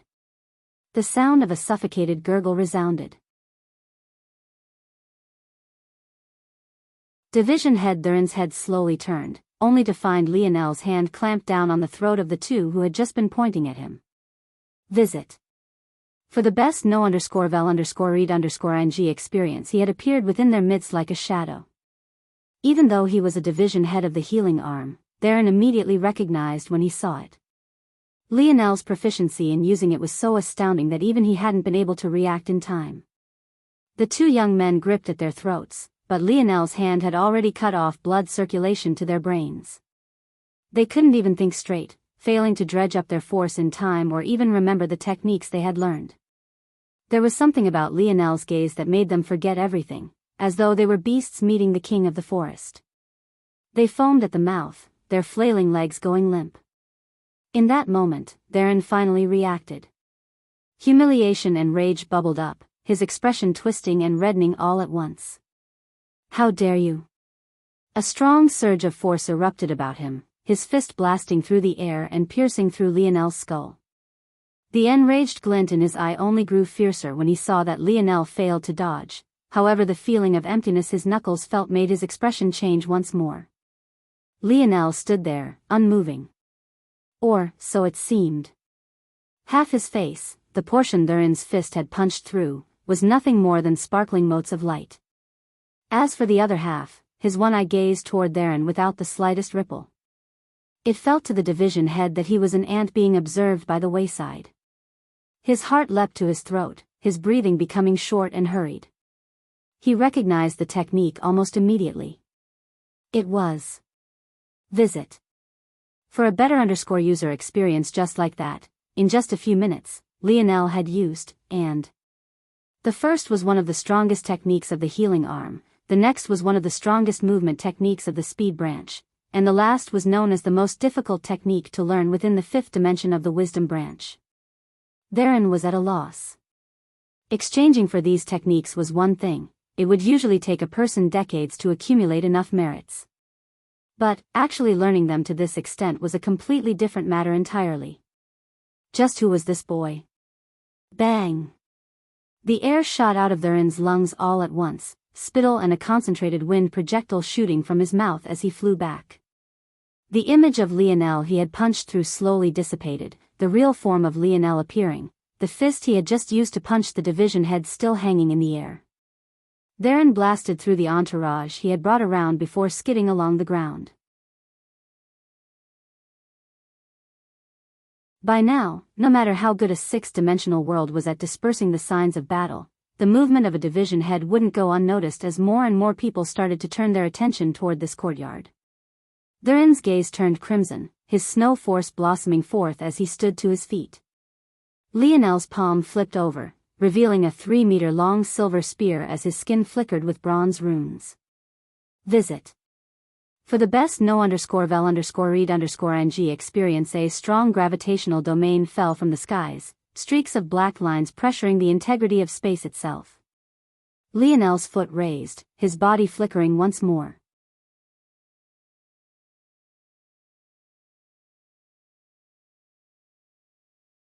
Chapter 11:24. When Lionel reappeared, he had already donned a silver armor from head to toe, a visor of silver black blocking his abyssal gaze from the world. Thurin felt a pressure the likes of which he hadn't felt in countless years. How long had it been since he was forced into such a battle? He had long since stopped having to scratch and claw for his position in life, and even back when he still had to, his role had never been so violent or necessary. The bloodlust coming from Lionel's body was practically palpable. It was as though the moment his gaze vanished, taking with it the distraction that froze the heart of the world, the tangible form of what had taken root in his chest was bared for all to see. King's might rolled off of him in waves, his very consciousness itself constricting the throats of those unlucky enough to lay eyes on him. And then, his spear swung down. Thurin's throat squeezed down on itself, his rage almost evaporating into the skies above. It was only then that a strong will to live manifested out from the depths of his soul. He roared. But, it was as much about shaking the fear from himself, as though cobwebs fogging his mind, as it was about asserting his dominance. The snow force that had receded under his apprehension came back twice as strong, his palm flipping over to reveal a flexible sword that shot out like a whip with just the slightest flick of his wrist. The sword had always been a favorite of the Luxniks. It could be said that over 90% of their weapon-type techniques were constructed with the sword in mind. And, of those 90%, another 90% focused on the speed of said sword. It could be said that among the pinnacle sixth-dimensional families, the Luxniks had the swiftest blade. Clang! Lionel's spear spun in his hands, his downward swing becoming a frontal block that deflected Thurin's own blade to the side. A golden spear lit upon his forehead, its light growing ever brighter with each passing moment. Visit. For a better user experience, Thurin's wrist and forearm quaked every time his sword clashed with Lionel. Despite the size difference of their weapons, he couldn't seem to gain a speed advantage. And, when it came to strength, momentum and heft, Lionel seemed to surpass in him all aspects. Under the astonished gazes of those who had come with the division head, including Raya who still couldn't seem to move, therein was forced back again and again. Lionel's spear spun around his back. The clink of a mechanism unlocking as the opposite end snapped into his other palm resoundingly. Lionel held on to both ends of his spear, the chain that connected them dangling behind him. His fighting style changed, his speed becoming even quicker. Both of his hands seemed to have gained minds of their own, and in the blink of an eye, their in-speed advantage vanished. The silvery splendor of Lionel's spear suddenly gained an all-new shine to it. Natural spear force erupted, every arc leaving crescent moon blades slicing through the air. The canvas of white, silver and blacks left a trail through the battlefield. Every action Lionel took was taken with such speed that only these swath of colors were left behind. And every swing of his blades left an indelible mark on the surroundings. Therein lost the initiative and never regained it. Slicing arcs of blood traveled around and up his forearms, even his robes themselves being torn to tatters. He didn't even have the presence of mind to try and grasp how Lionel had even learned. The latest _AP_SODIs are on the website. Therein roared in pain, humiliation, and rage. He couldn't seem to get any leg up on Lionel. He was faster, smarter and stronger. Every time Theron thought he could counter, he hit nothing but an illusion. Every time he was forced to clash head-on, he was sent sprawling back. Every time he tried to maintain some distance to gain some breathing room, Lionel would already appear before him a moment later. It was infuriating to an astounding degree. Theron suddenly froze. His head slowly turned to his right shoulder, only to find a vast emptiness. His arm twirled in the air, separated from the socket it should have been resting in, and his sword barely clinging to the palm of it. A sharp arc of pain rocked his senses when the familiar sensation was doubled with his left shoulder. Before he could process what was happening, a foot was firmly planted into his chest, his body shooting backward as a trail of blood spurted out in his wake. Trash. The word drifted to Thurin's ears even in his half-stunned state. It infuriated him so much that a third projectile of blood shot outward, this time from his mouth. Visit. For the best no_vel_read_ing experience, Lionel watched indifferently as Theron skidded along the ground, painting the picturesque scenery of the Luxnix family estate in crimson. He simply couldn't understand why people as weak and inferior as Theron deemed themselves to be so great and important. When Theron went about his daily life, there were probably dozens, hundreds of people, even, that he would interact with that he could only greet humbly. And yet he came here to flaunt what, exactly? Theron continued to cough up blood violently. He wanted nothing more than to tear Lionel limb from limb, but he had actually lost so thoroughly. Use the command token. Use it now. Thurin's furious howl traveled through the air before dispersing into the clouds. The students of his department all put on shocked expressions before they scrambled to complete his order, each quickly pulling out a talisman. At that moment, at a gate entrance different from the one Lionel and the others had entered, a convoy of men and women from the Viola family were making their presence known. Richard stood at the helm of the group. Please inform your elders that the crown heir of the Viola family has something to discuss with them. Hearing these words, the guards didn't dare to dally and quickly left to do as they were told. Visit. For the best no_vel_read_ing experience within this convoy, there were many youthful faces. Among them, there were 3 young women Lionel would instantly recognize, one of whom was a woman he wasn't quite sure how to face just yet.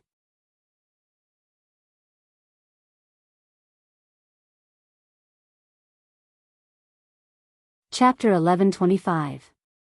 The sight of numerous talismans being activated at once was ironically quite beautiful despite the purpose they were meant to serve.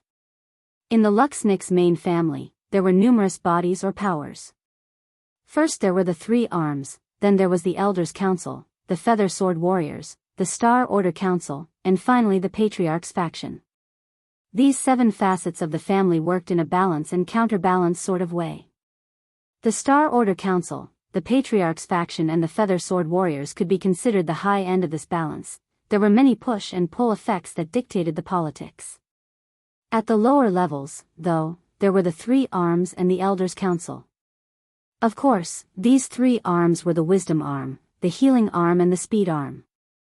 These three arms were overseen by the Elders' Council, a group of seniors that weren't good enough to enter the true elite ranks of the main family, but still had strength given by their seniority and age, nonetheless.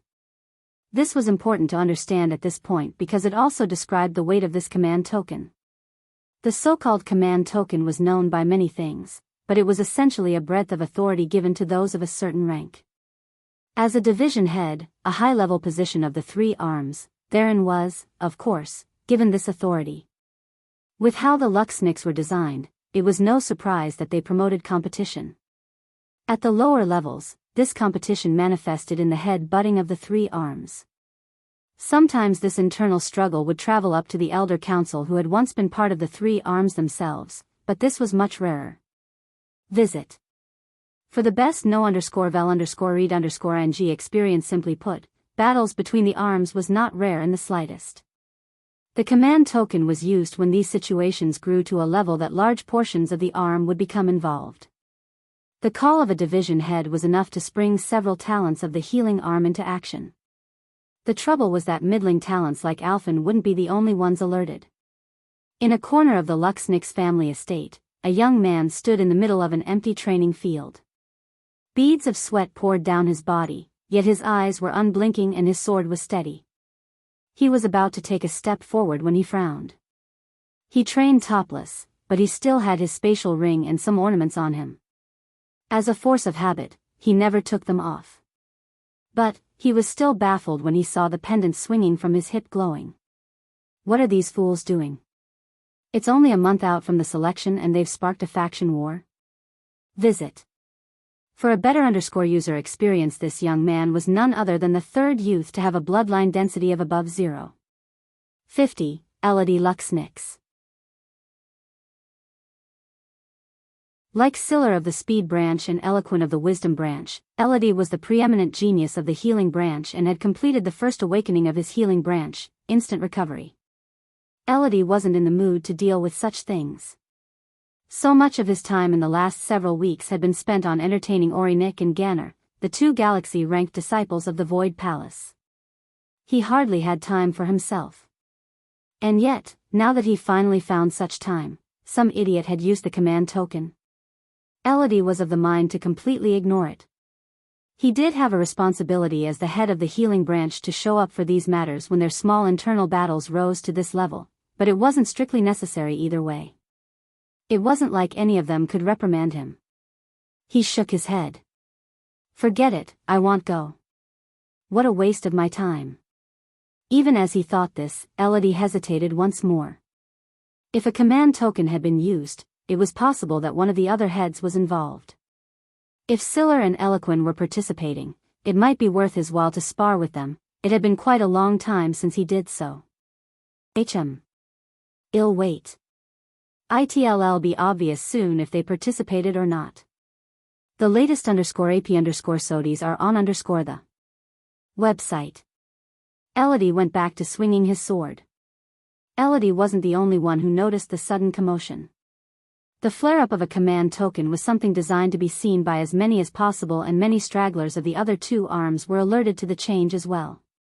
In an irony of ironies, a command token meant to be used to signal battle between two arms was not only sparked by just a single man, but it had suddenly put all three arms into motion, as neither the Wisdom nor Speed arm was aware of just which of them was going to be attacked. A surge of Speed arm disciples rushed for Raya's courtyard, their gazes practically crimson with pent-up energy. Many of these youths were individuals who knew well that the Void Palace was selecting disciples, but they were simultaneously aware that they would never be among the selected. This sort of existential nihilism, although in just small measures, had been building up among the average of the Luxniks for the past several weeks now. Suddenly having gained a target to vent their feelings of inadequacy on, they didn't even care to consider which arm they were fighting or if they were battling an arm at all. Only a few who had witnessed Thurin's tirade earlier that day connected the dots toward what might actually be happening, but even they followed along, wanting to vent that uncomfortable feeling in their hearts. Visit. For the best no_vel_read_ng experience soon, over the horizon from Raya's courtyard, dozens of youths became hundreds. The spectators that had been slowly accumulating grew in number as well. Lionel stood in silence, the two ends of his spear in hand, still linked by a chain and separated into three. He hadn't made any move to stop Thurin's commands or the others. Today, he would flip the Luxnix family estate on its head.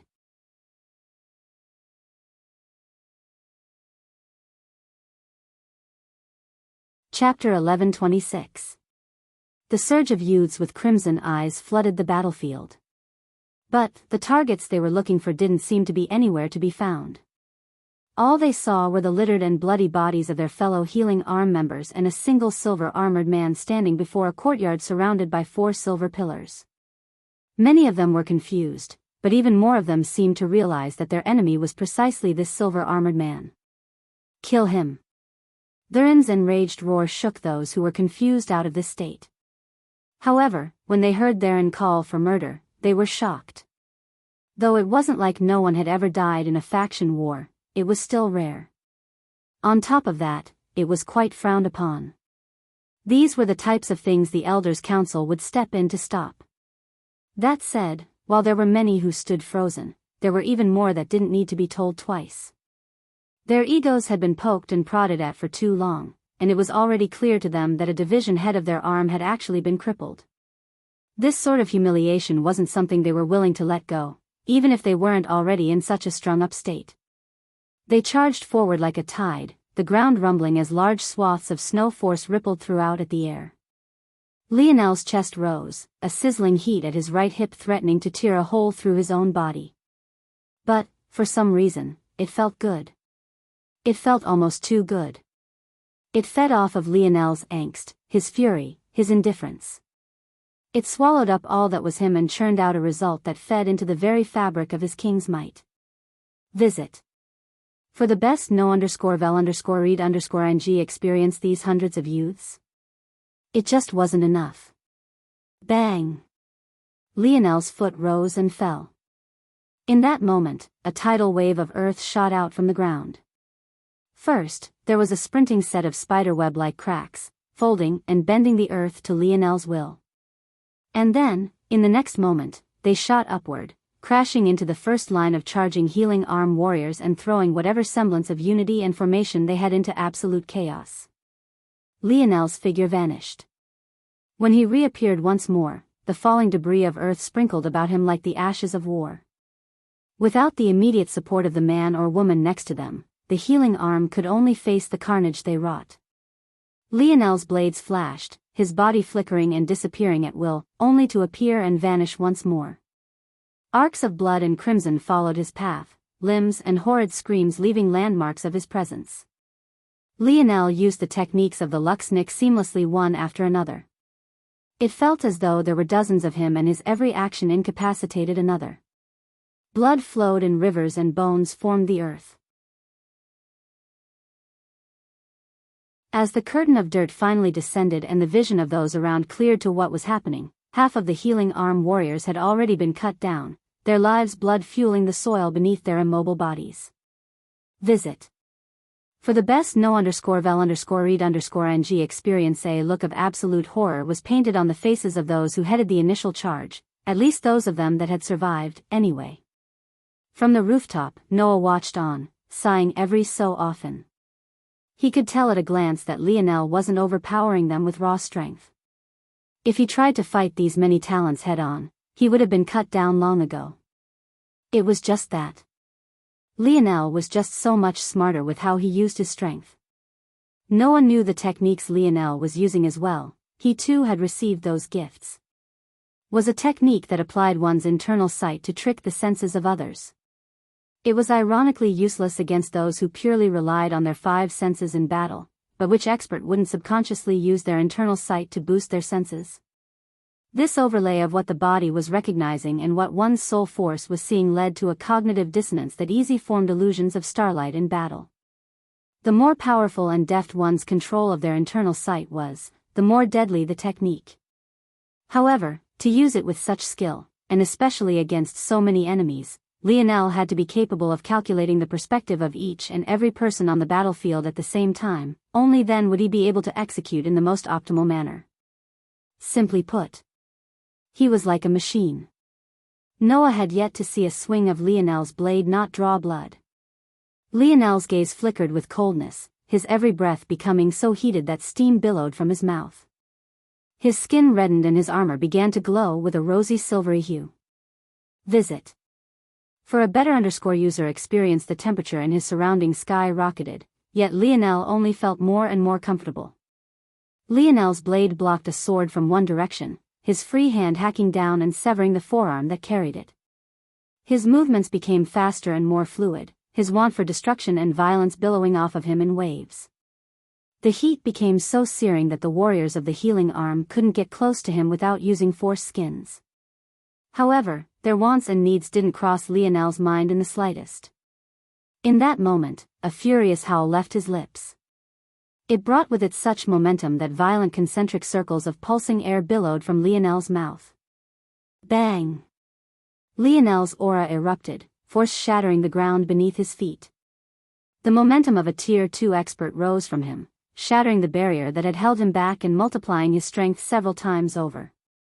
The shackles that held down Lionel's body were being loosened one after another, his howl carrying with it a scorching heat that rose into the skies.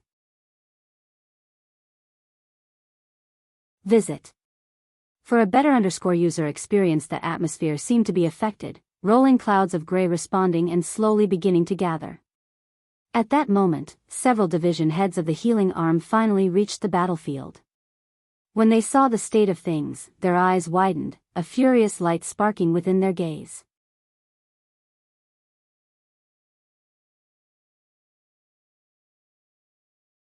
Chapter 11:27. The division heads were furious, but they weren't fools. Having seen the state of the battlefield, they knew that it would take someone at least as powerful as them to leave these unranked students in such a state. The arms had 3 sectors within them. There were the division heads, the unranked students, and finally the rankers. Number 1 among these rankers was the head of the arm, and there were 3 of them in total. Of course, these men were Siller, Eloquin, and Elodie. The other rankers were reserved for students ranked in the top 1,000. When one reached deep into the hundreds of these ranks, despite being a lower tier than that of the division heads, the students themselves were considered equals. Above this, the rankers could dwarf and even one-shot division heads.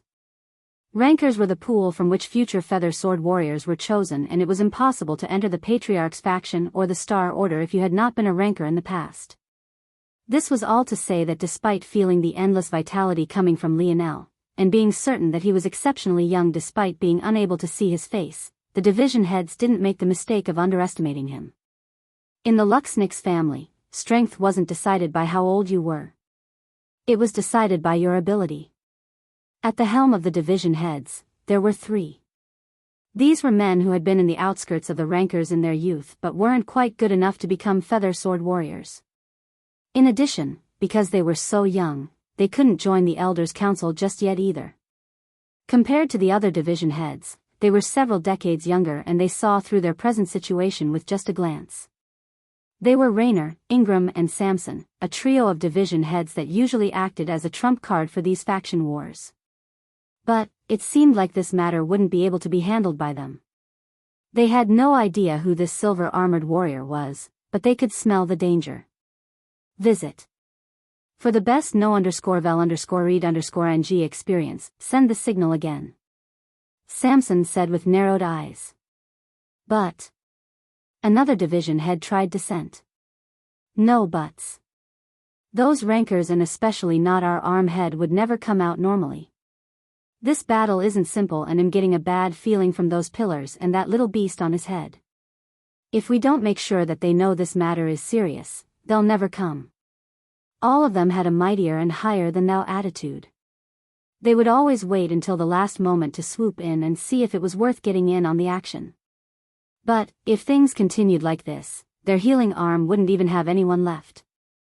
Rainer, Ingram, we need to take the helm. The 2 division heads nodded, their auras silently brewing as the other division heads did as they were told. In that instant, a second round of signals were sparked and sent into the air. Lionel's hand released one of his blades. With a sharp tug, he pulled on the other side, sending his spear spinning outward in a wide arc. Everywhere the blade passed, an arc of crimson would follow. The range of the spear had increased by a factor of 10, its chain stretching outward as much as 30 meters under Lionel's control. Visit. For a better user experience, with a flick of his wrist, the spear snapped backward. A resounding and satisfying clicking sound echoed across the battlefield as it shot back into place, leaving the afterimages of a silver crescent moon in its wake. The grass beneath Lionel's feet began to wither and fall to ash, small sparks of fire dancing about and spreading into the surroundings. His steps were slow as he walked toward the division heads, the little mink upon his head baring his fangs menacingly.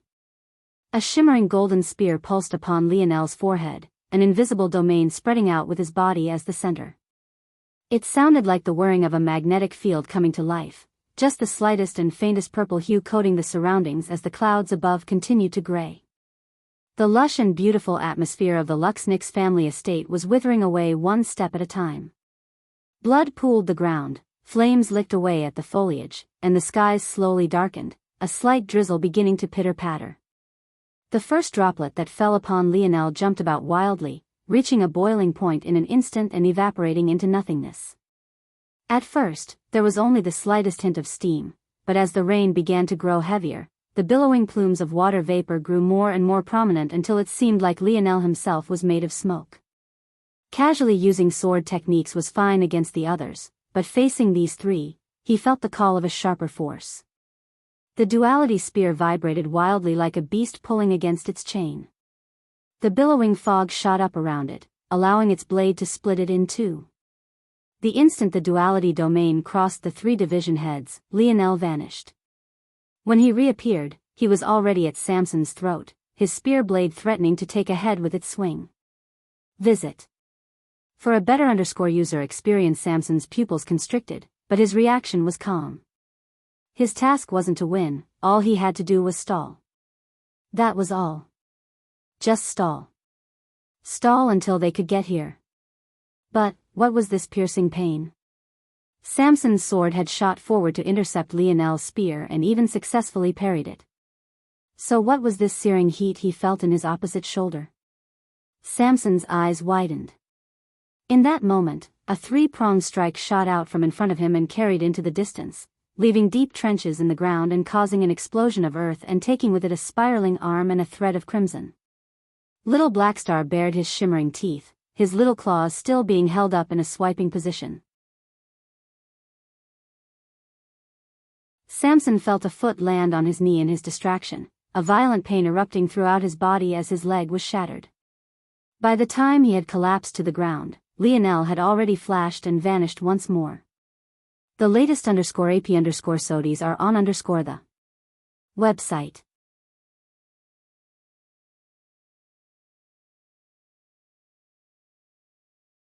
Chapter 11:28.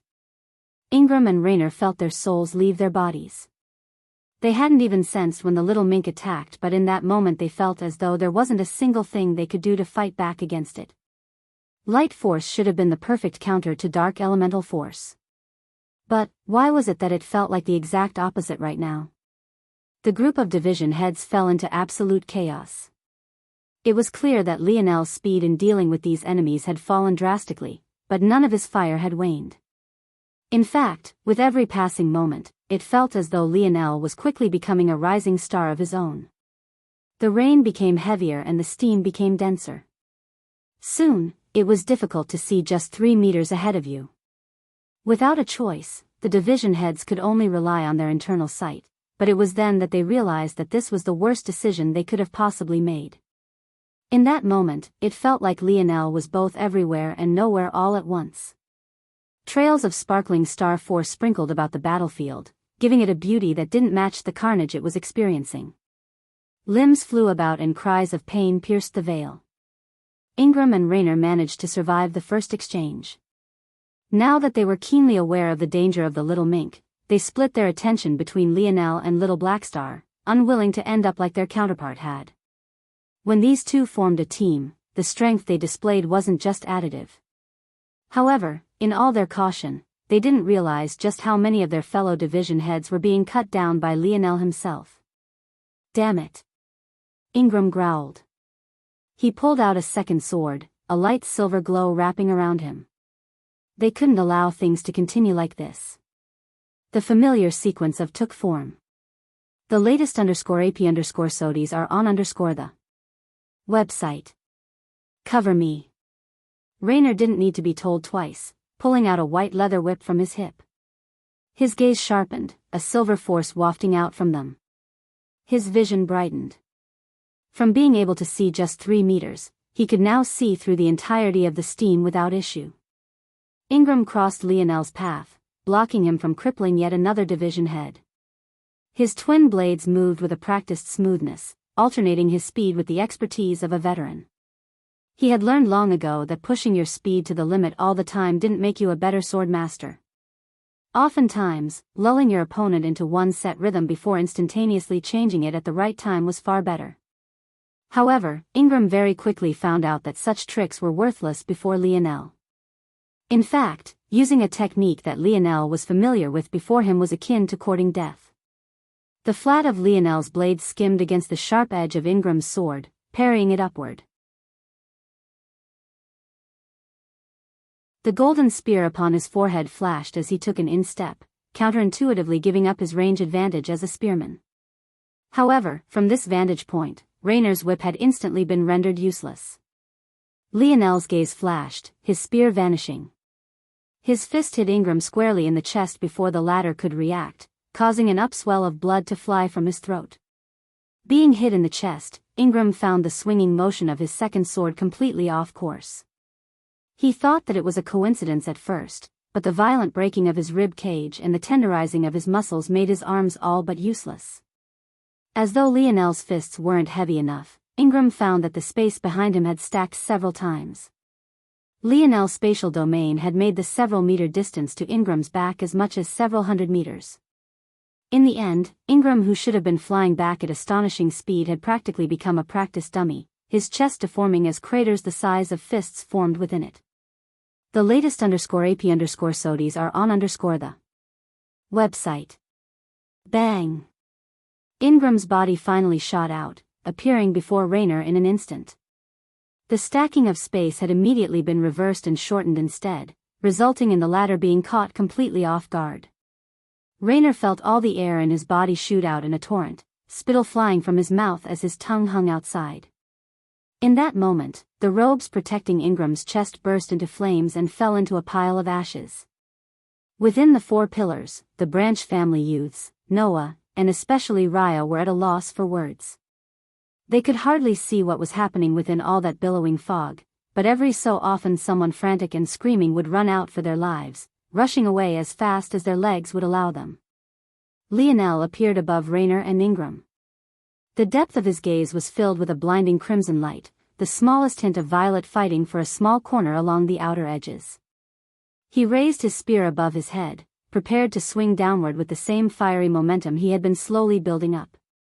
Even his spear itself had begun to glow with a slight rosiness, impacted by the heat coming from Lionel. Bang! At that moment, an arrow suddenly shot through the billowing steam. However, without even looking in that direction, Lionel rose his left hand out and to the side, his palm flipping over to reveal a long sniper rifle. Light elemental force whirred to life and several complex shield-shaped yellow crystal formations appeared before the barrel, each preceding one larger than the last. Visit. For a better user experience by the end of it, the large yellow crystal shield was over 3 meters in diameter, dwarfing a human in size. And then Lionel squeezed the trigger. A blinding beam of light shot out from the barrel, blasting into the first of the 10 yellow crystal shields. The light was instantly absorbed by it, moving within its structure so quickly that it looked like a pinball fighting for its life. And then, the light shot out and entered the second shield. Then the third. It all happened in the blink of an eye. By the time the light exited the 10th shield, it was so thick and fast that the clouds above split, the rain dispersing entirely. The arrow that had just shot into the wall of fog was incinerated before it even reached the beam of light. The space quaked and the fog domain was vanquished with a loud whoosh. The beam illuminated the whole of the Lux Nix estate, piercing through the air with a speed impossible to track with the eye. Shit, the archer, Ranker 302, only had time for her heart to tremble once.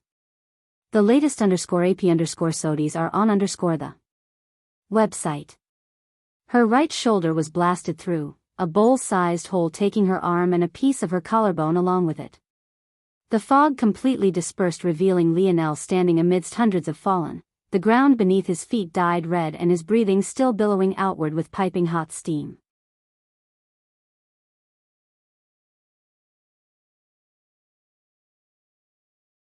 Chapter 1129. In that moment, Ranker 302 fell backward and collapsed, the rankers around her still not having registered exactly what happened. It had all happened so fast that it was all still not computing. She had only just released her arrow, but in the next moment, she had a hole through her chest. Ranker 302 gasped for air, but her attempts all came out in gurgles as the viscous liquid filled her lungs. Damn it. Someone heal her. This son of a bitch. They were still ultimately the healing branch of the family, and the best among the healing arm at that. However, when they bent down to help their fellow ranker, their expressions couldn't help but change. A violent aura of destruction ate at her wounds. As though a fire had started, her skin was slowly being burnt away. If things continued like this and the corrosion made it to her heart, she might really die. Reacting quickly, a young man, Ranker 239, brandished his sword, cutting away the flesh that was being eaten away at. Only after doing this was the healing process able to continue. Unfortunately, they didn't have the ability to regrow limbs and too much of her arm had been destroyed. But, she would still have a chance in the future so long as she continued down this path and awakened her healing branch. With instant recovery, she would be able to make her body whole again. There's something wrong with this light force. Ranker 239 spoke. It has the speed of snow force, but snow force doesn't have these corrosive properties. It simply doesn't make any sense. If Becca was taken out so quickly, we'd be going over there just to die. The top 100 need to move out. The latest _AP_SODIs are on the website. Silence fell over the group, but they too agreed. They were just a bit over 2 kilometers away from the battlefield, standing atop a tall community building. When they received the second signal, they had thought the division heads were too useless, and Becca even bet that she could take out the enemy with a single arrow. Just moments ago, they had even been happily betting on how many it would really take her. Though they showed disdain for the division heads, they still had a baseline of reason to their opinions. Some thought that it would at least take Becca 3 arrows to win. If it was within a kilometer, then maybe only then would they agree that it would only take 1. But, who would have thought that Becca would end up in such a state barely a split moment after the twang of the bow reached their ears? It almost felt like they were dreaming. That beam caused too much commotion. If I'm correct, everyone in at least a 50-kilometer radius felt that. If they didn't take it seriously before, they definitely will now. A ranker that had remained silent until now, Ranker 129, looked into the distance with narrowed eyes. They're already here.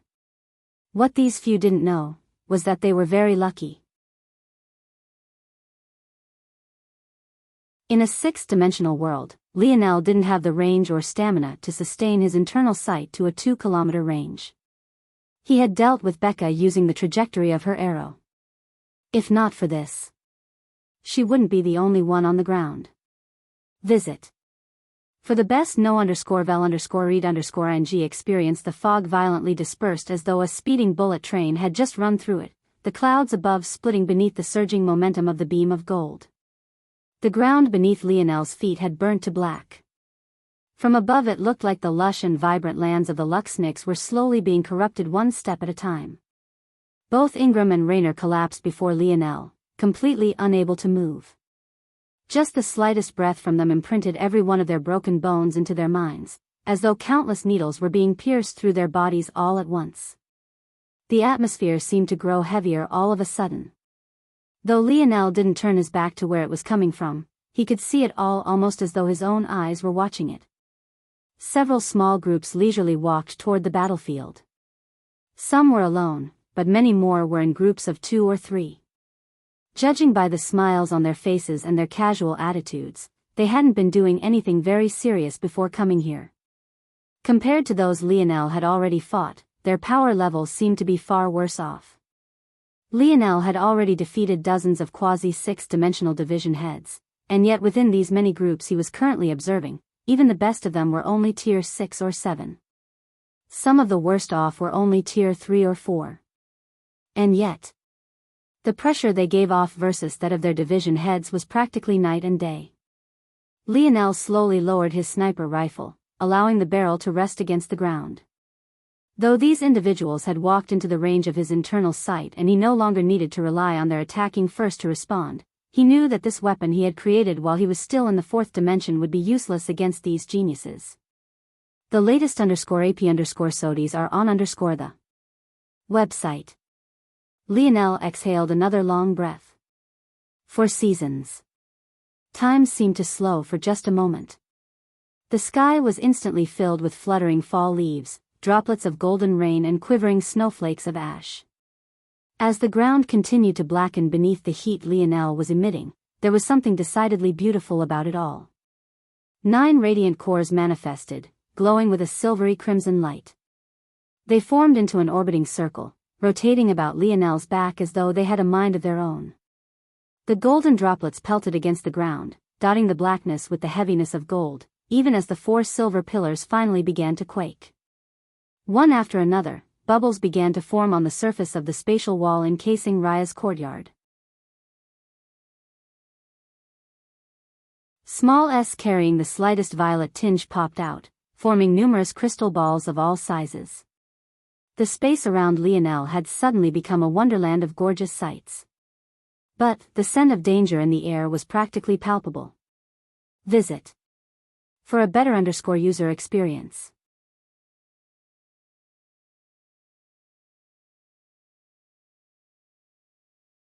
Chapter 1130. Lionel turned, his sniper rifle vanishing. The slight sound of a blade sharpening resounded, but what was truly baffling was that Lionel's spear hadn't touched a single thing. The sound echoed once more, and then again.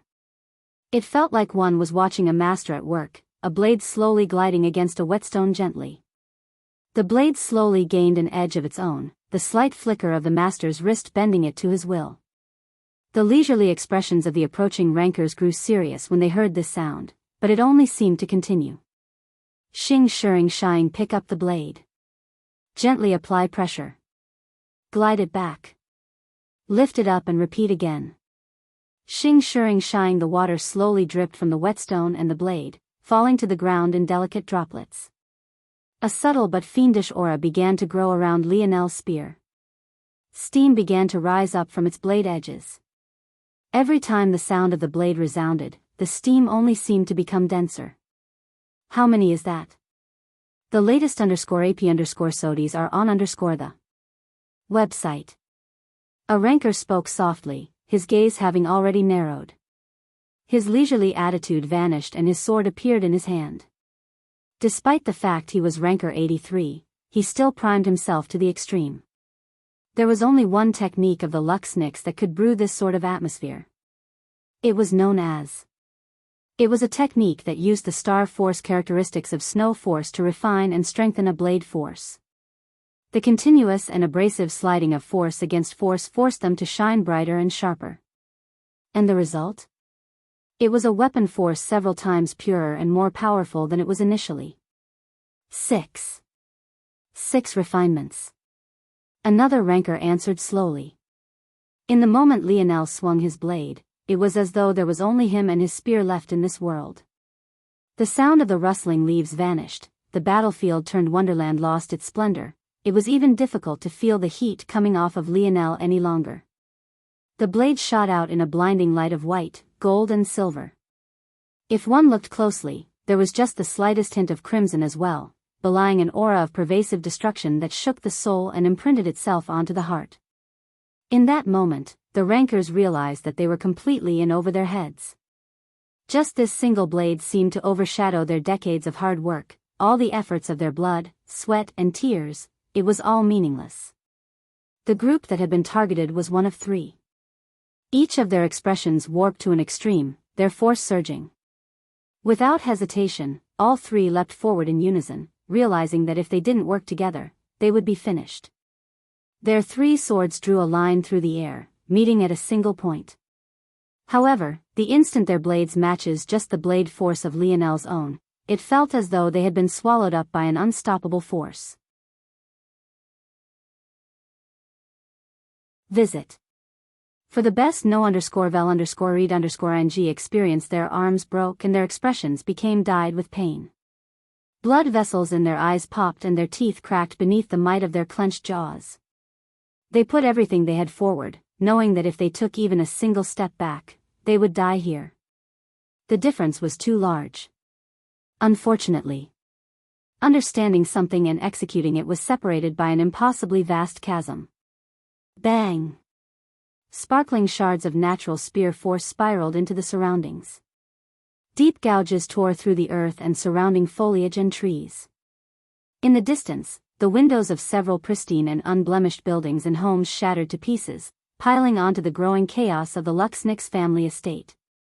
It felt as though they had all stepped into a violent spatial storm, swaying under the whims of deep space. When the battlefield finally cleared, the three youths who had faced the spear force together landed on the ground, their breathing heavy and hurried. All across their bodies, deep gashes of bloodied wounds even down to the bone could be seen. Before them, a young man who could be considered their savior stood. His torso was bare and there was the slight sheen of sweat from an earlier practice session still on his body. Yet, his vitality seemed to be brimming and his gaze was sharp. Arm head. The excitement of both the fallen and spectating members of the healing arm were practically palpable.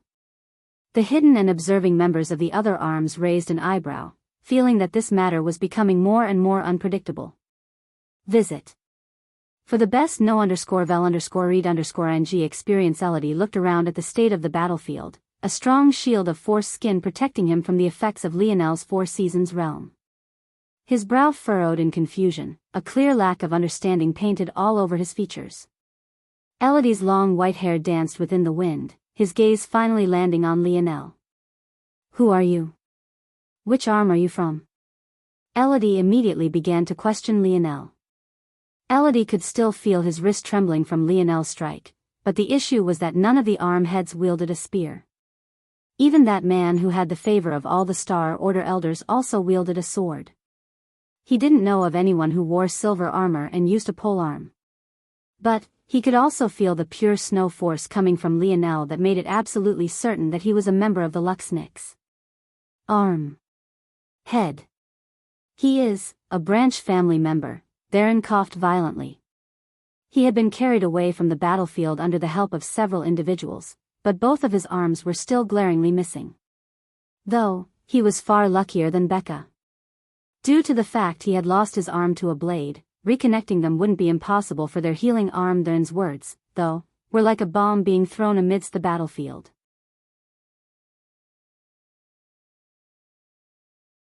It wasn't just the other division heads and unranked disciples that were shocked, but the rankers and even Elodie himself took on a great amount of shock. Elodie's gaze narrowed. "State your name and which branch you come from. Do you have any idea the kind of harm you'll be bringing to your immediate family?" The only response Elodie received was the sound of a sharpening war blade. The latest _AP_SODIes are on the website. Sheeing.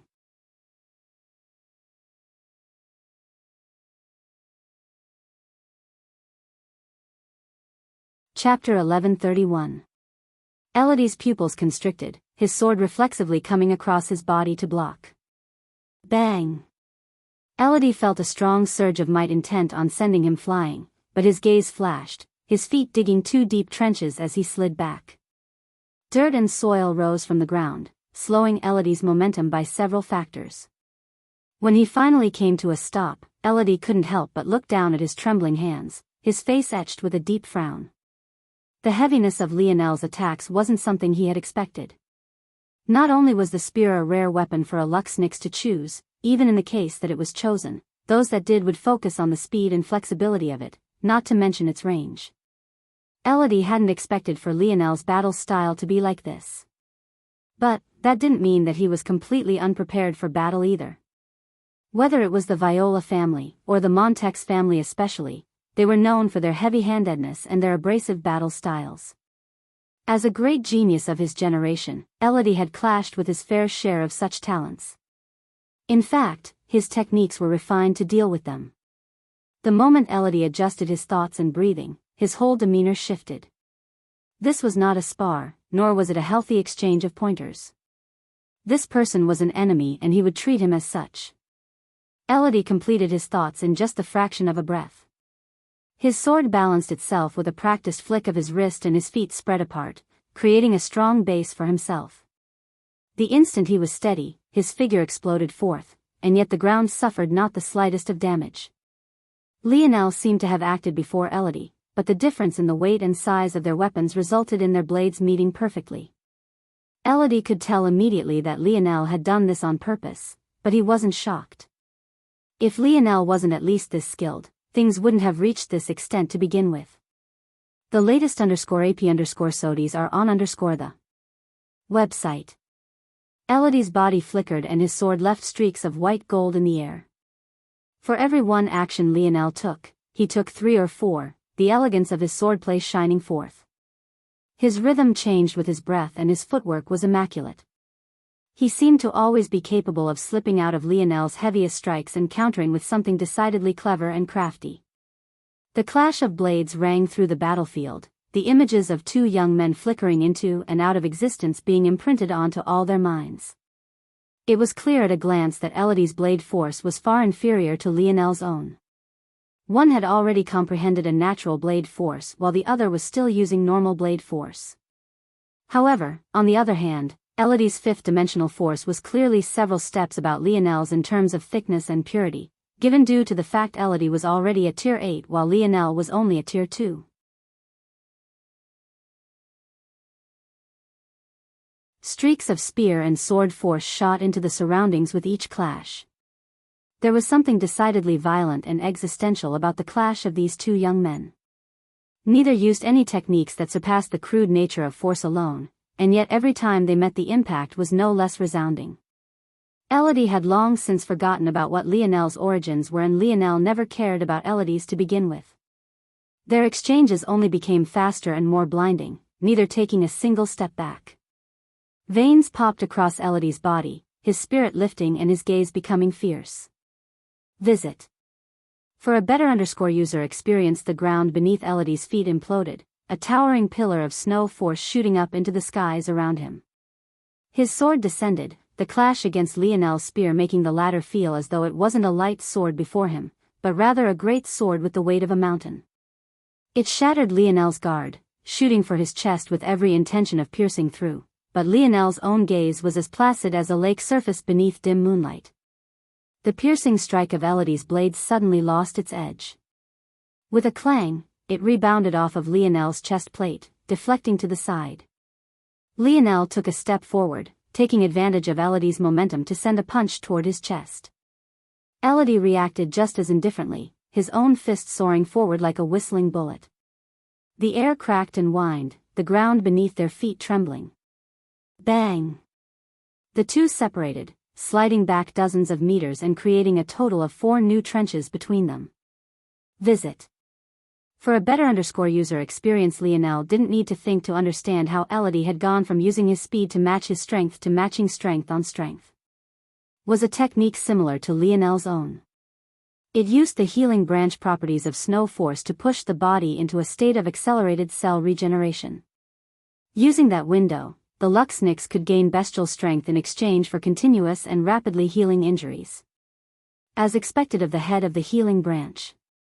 Elodie's hair rose up, billowing white gold force wafting outward like plumes of steam and heavy fog. His hair and eyes became a shade brighter, and the fiendish killing intent in his eyes only grew. The sound of Elodie's force was like the howling wind of a storm, whipping up violent undercurrents and flattening what remained of the grass in the surroundings. Show me everything you have. If today is to be the anniversary of your death, you wouldn't want to pass on with regrets. Elodie's aura continued to surge. In that moment, the flickering star lights of the heavenly body realm began to rise. Images of a beautiful golden planet, streaking white gold meteors, a silvery moon formed of shimmering gems and a resplendent star painted themselves across the grayish-blue skies. Elodie's sword seemed to respond in kind, trembling and whistling under the influx of universal force. Then, he shot forward, his steps decidedly less light. Plumes of soil rose in his wake, his sword appearing before Lionel's throat in the blink of an eye. However, when it reached that point, it found its force dissipating once more, only to find a pale violet in its path. The latest _AP_SODIES are on _the website. You're tuning into the Biyao's Wuxia Chronicles YouTube channel. Don't forget to subscribe and join us on this journey to catch the most captivating stories.